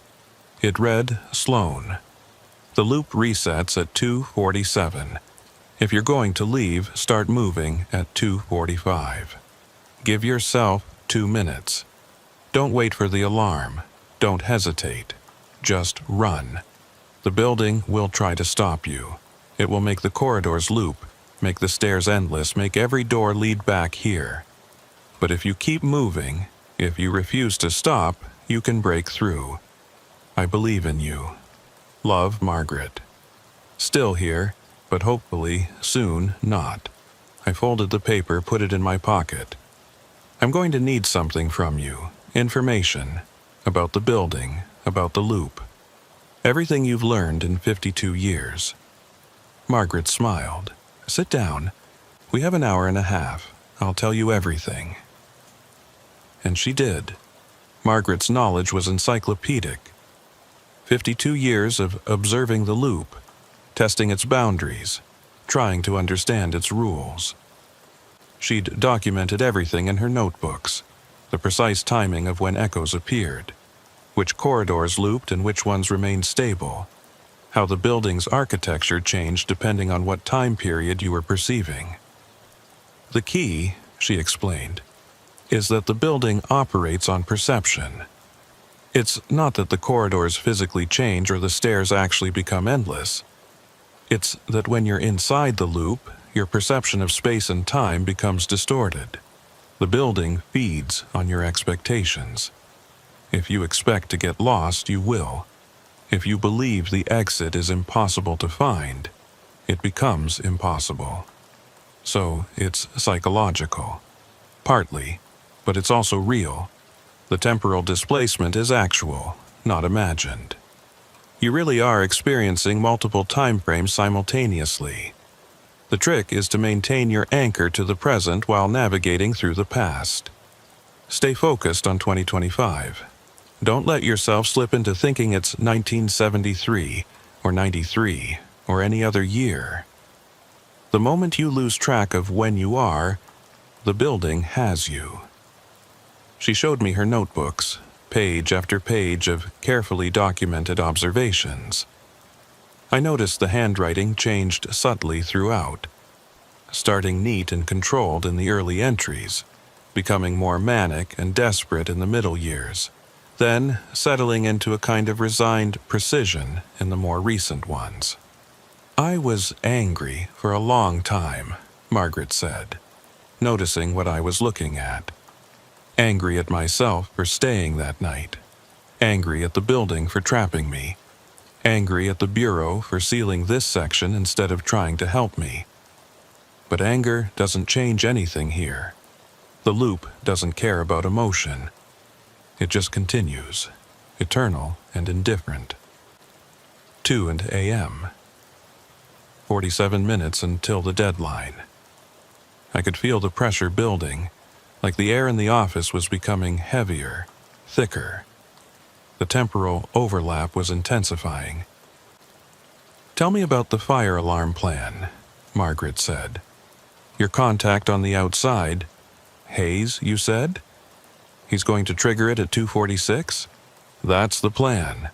Create enough disruption to weaken the temporal fold." Margaret frowned. "It might work, but you need to understand, when 2:47 hits, the loop resets violently. Everything snaps back to the beginning. If you're still in the building when that happens, you'll get caught in the reset. And resets are cumulative. The more times you experience one, the harder it becomes to maintain your sense of self. After enough resets, you forget who you were outside the loop. You become just another echo, repeating actions you no longer understand. How many resets have you experienced?" She had to calculate. "At least 18,980, once per day for 52 years. Give or take a few thousand for the times I've had clarity and managed to stay conscious through multiple loops. Nearly 19,000 repetitions of the same moment. No wonder her eyes looked hollow. No wonder she'd almost forgotten how to be human." "I'm going to get you out of here," I said. "All of you. I'm going to break this loop." I appreciate the sentiment, but you need to focus on saving yourself. The echoes. We're not really people anymore. We're just patterns, repeated information. Even if you broke the loop, we wouldn't go back to being who we were. We'd just stop, cease to exist. And honestly, Sloan, after 52 years of this, cessation sounds like mercy. My radio crackled. Hayes's voice came through, urgent. "Agent Carter, I've been monitoring the building's electrical systems. Something's wrong. The power fluctuations are increasing. It's like the building knows you're in there, knows you're planning to escape. It's trying to accelerate the loop." I checked my watch, 2:03 a.m., but even as I watched, the numbers flickered. 2:03, 2:17, 2:31, 2:42. The display was jumping forward, showing different times from different loops, different iterations of this night. "It started," Margaret said. "The building's defenses. It's trying to confuse your perception of time, make you miss your window to escape. How do I fight it? Don't look at clocks. Don't try to track time externally. Trust your internal sense. Count seconds if you have to. Humans have an innate ability to feel time passing. Use that instead of relying on devices the building can manipulate." I closed my eyes, started counting. 1, 1,000, 2, 1,000, 3, 1,000. Building a rhythm, a pattern I could trust that existed independent of the loop. When I opened my eyes again, Margaret was standing at the window, looking out at the Quantico grounds. I used to watch the sunrise from this window, in the normal world, I mean, before I got trapped. The way the light would hit the trees, turn everything gold. I haven't seen a sunrise in 52 years. The loop always resets before dawn. "You will," I said. "When this is over, you'll see sunrise again."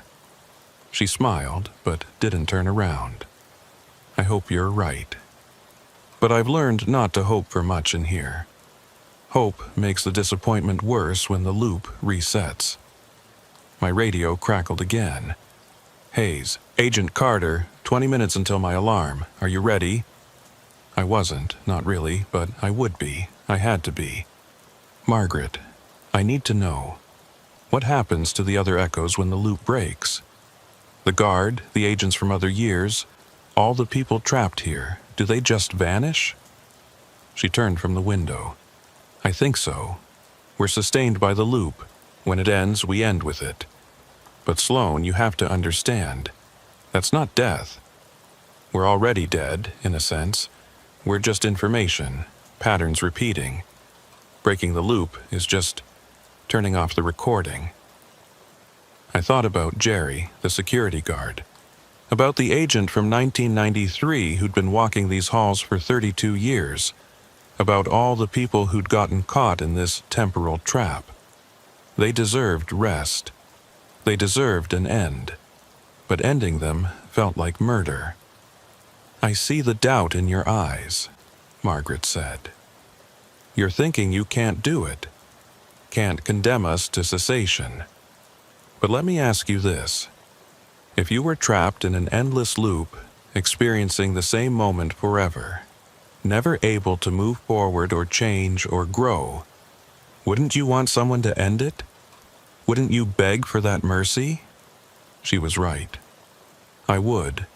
After even a few loops, let alone thousands, I'd want it to stop. Would choose oblivion over eternal repetition. "Okay," I said. "I'll do it. I'll break the loop. But I need your help. I need you to tell me exactly what to do, step by step." Margaret moved back to her desk, pulled out a specific notebook. "I've been planning this for years. Working out the exact sequence of actions that should break the pattern. But I could never execute it myself. I'm too deeply embedded in the loop. You'll have to do it for me." She opened the notebook to a marked page. A detailed diagram showed Building C's layout, with arrows indicating a path from Office 347 to the main exit. But it wasn't a straight line. It looped and doubled back, showing multiple routes that led to the same destinations. "The building will try to trap you in spatial loops," Margaret explained. "You'll walk down a corridor and end up where you started. Take the stairs down and find yourself on a higher floor. The trick is to recognize when you're looping and break the pattern. Here." She pointed to specific junctions on the diagram. "At each of these points you'll feel a pull to continue straight. That's the loop trying to catch you. Instead, turn around. Walk backwards." It sounds counterintuitive, but walking backwards breaks the spatial manipulation. You'll actually make progress toward the exit. Walk backwards through Building C at 2:45 in the morning, while the building is actively trying to trap me. That sounds insane. It is insane, but it's also the only way. She flipped to another page. Timing is critical. The loop peaks at exactly 2:47 qua, but there's a brief window from 2:46:45 to 2:47. 15 seconds when the loop is transitioning, when reality is malleable. If you can reach the main exit during those 15 seconds, you can break through. 15 seconds. The main exit is 3 floors away. I know. That's why you need to start moving at exactly 2:45 qua. Give yourself 2 minutes to cover the distance. It's theoretically possible, but it requires perfect execution. Any hesitation, any wrong turn, any moment of doubt, and you'll miss the window. I studied the diagram, memorizing the path. Straight out of 347. Left at the corridor junction. Walk backwards down the hallway.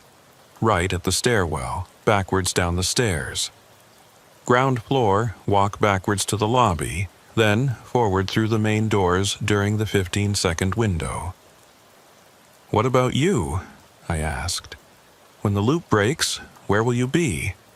"Here, in this office. Experiencing the moment I've experienced 19,000 times. Except this time, when it resets, it won't reset. It'll just end. And so will I." She saw the look on my face.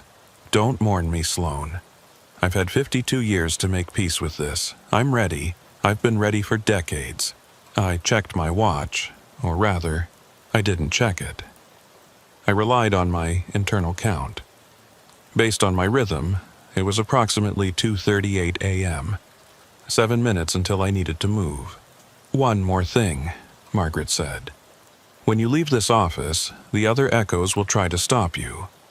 Not out of malice, but because they're part of the loop. They'll repeat their scripted actions, which means getting in your way. Don't let them slow you down.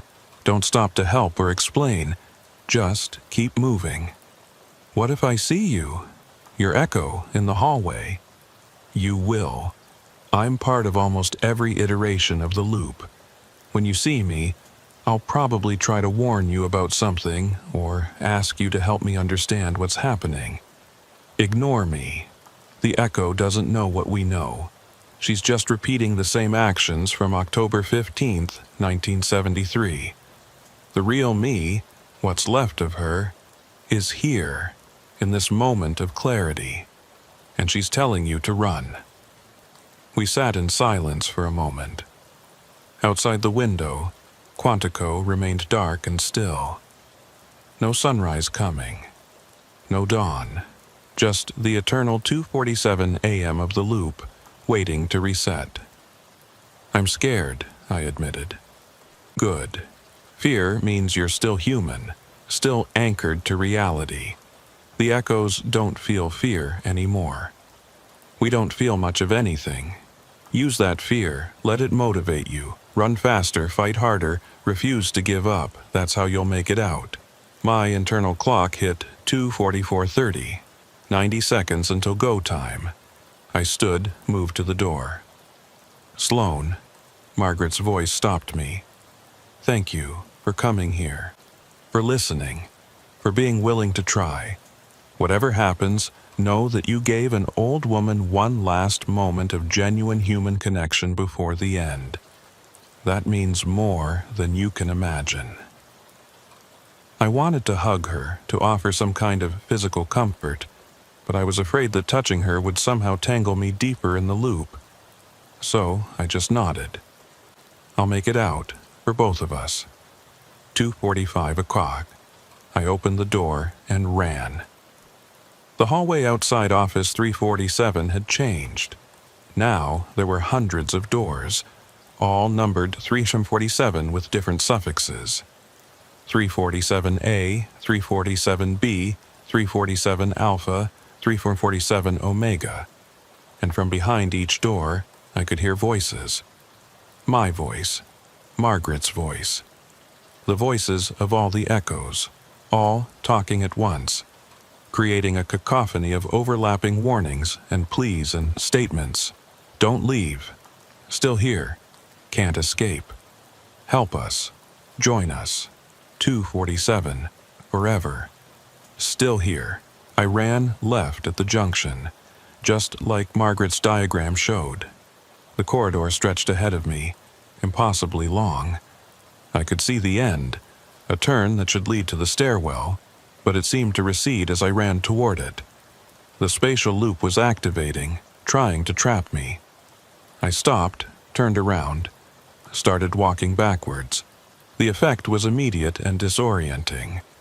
The corridor that had seemed endless when I faced it now shortened when I walked away from it.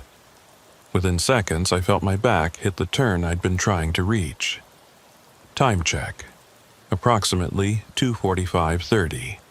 30 seconds used, 90 seconds remaining. I navigated the turn, still walking backwards, and faced the stairwell. The door was open, and I could see stairs descending into darkness, but I could also see stairs ascending into more darkness. The building was showing me both options simultaneously, trying to confuse me about which direction was down. Margaret's notes had covered this. Trust gravity, not vision, she'd written. I closed my eyes, felt the pull of gravity indicating down, and started descending backwards, one careful step at a time. The stairs seemed endless. I counted steps, should be 18 steps per flight, 3 flights total, 54 steps to ground level. But I was at step 80 and still descending. The loop was stretching the stairwell, making it infinite. Keep going, don't stop. The moment I stopped to question, I'd be trapped. Step 96, 100, 120. Then my foot touched level ground. I'd reached the bottom. Time check, Approximately 2:46:15. 45 seconds remaining. 30 seconds until the fire alarm. The ground floor lobby was full of echoes. Dozens of people in FBI attire from different eras, all walking in slow circles, all murmuring, "Still here, still here, still here." I recognized Jerry among them, and the agent from 1993, and Margaret, her echo, not the conscious version I'd left in office 347. The echo Margaret turned to me, her face expressing the confusion she must have felt 52 years ago. "Agent Carter, what's happening? I keep hearing voices. My own voice telling me I'm still here, but I don't understand. I'm sorry," I said, pushing past her. "I can't help you. I have to go." The main exit was 50 feet away, glass doors leading to the parking lot, leading to freedom. But between me and those doors the echoes were gathering, forming a wall of bodies, all reaching toward me, all saying the same thing. "Stay. Join us. Still here. Forever." I checked my watch, or rather, my internal clock. 2:46:40. 20 seconds to the alarm. 5 seconds until the window opened. The lights flickered, once, twice. The fire alarm would sound any second now, and I needed to be moving during those critical 15 seconds from 2:46:45 to 2:47 ca. But the echoes were blocking the exit. I couldn't push through them. There were too many, and touching them risked getting tangled in their temporal loops. Then I remembered something Margaret had said. The building operates on perception. If the echoes were blocking my path because I perceived them as solid, what if I changed my perception? I closed my eyes, focused on what I knew to be true. The echoes weren't real. They were just patterns, information, light and sound with no physical substance. They couldn't actually stop me. They were as insubstantial as shadows. I opened my eyes and ran forward, through the wall of echoes, and they didn't stop me. They flickered and distorted as I passed through them, their forms breaking apart like static on a television, but they couldn't hold me. 2:46:45. The fire alarm exploded into sound. Strobing lights activated. The building's electrical systems went haywire, exactly as Hayes had planned. The temporal loop flickered. Weakened by the disruption, I reached the exit doors, pushed them open, stepped out into nothing. Not the parking lot, not the Quantico grounds. Just void, empty space, like stepping out of the world entirely. I'd missed the window, or the building had tricked me, or the exit I'd reached wasn't the real exit, but another loop, another trap. Behind me, I heard it. The clock striking 2:47 ca. The moment of reset, the loop beginning again. The door I'd come through vanished. I was standing in a space that shouldn't exist, a gap between moments, between realities. And around me, the echoes were appearing. All of them, every person who'd ever been trapped in the Quantico loop. Hundreds of figures, maybe thousands, all staring at me with hollow eyes. "Welcome," they said in unison. "You're still here now. You'll always be still here. Join us. Join the loop. Join eternity." No, this wasn't right. I'd done everything Margaret said. I'd followed the path, timed it perfectly, pushed through the echoes. I should have made it out, unless the diagram had been wrong. Or I'd been given false information. Or Margaret had lied. Or I'd never been in Office 347 at all. Maybe I'd already been in the loop for hours, days, years, experiencing a false memory of meeting Margaret, of learning the escape route. Maybe this was the loop, the eternal hope of escape followed by the crushing disappointment of reset. I felt myself starting to panic, felt my grip on reality slipping. This was how it happened. This was how people became echoes. They lost track of what was real, lost their anchor to the present, and got absorbed into the pattern. But then I heard it. A voice, not the chorus of echoes, but a single, clear voice. Hayes, coming through the radio I'd forgotten I was carrying.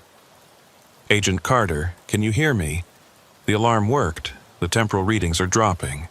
The loop is weakening, but you need to move. You're between states right now, neither in the building nor out of it.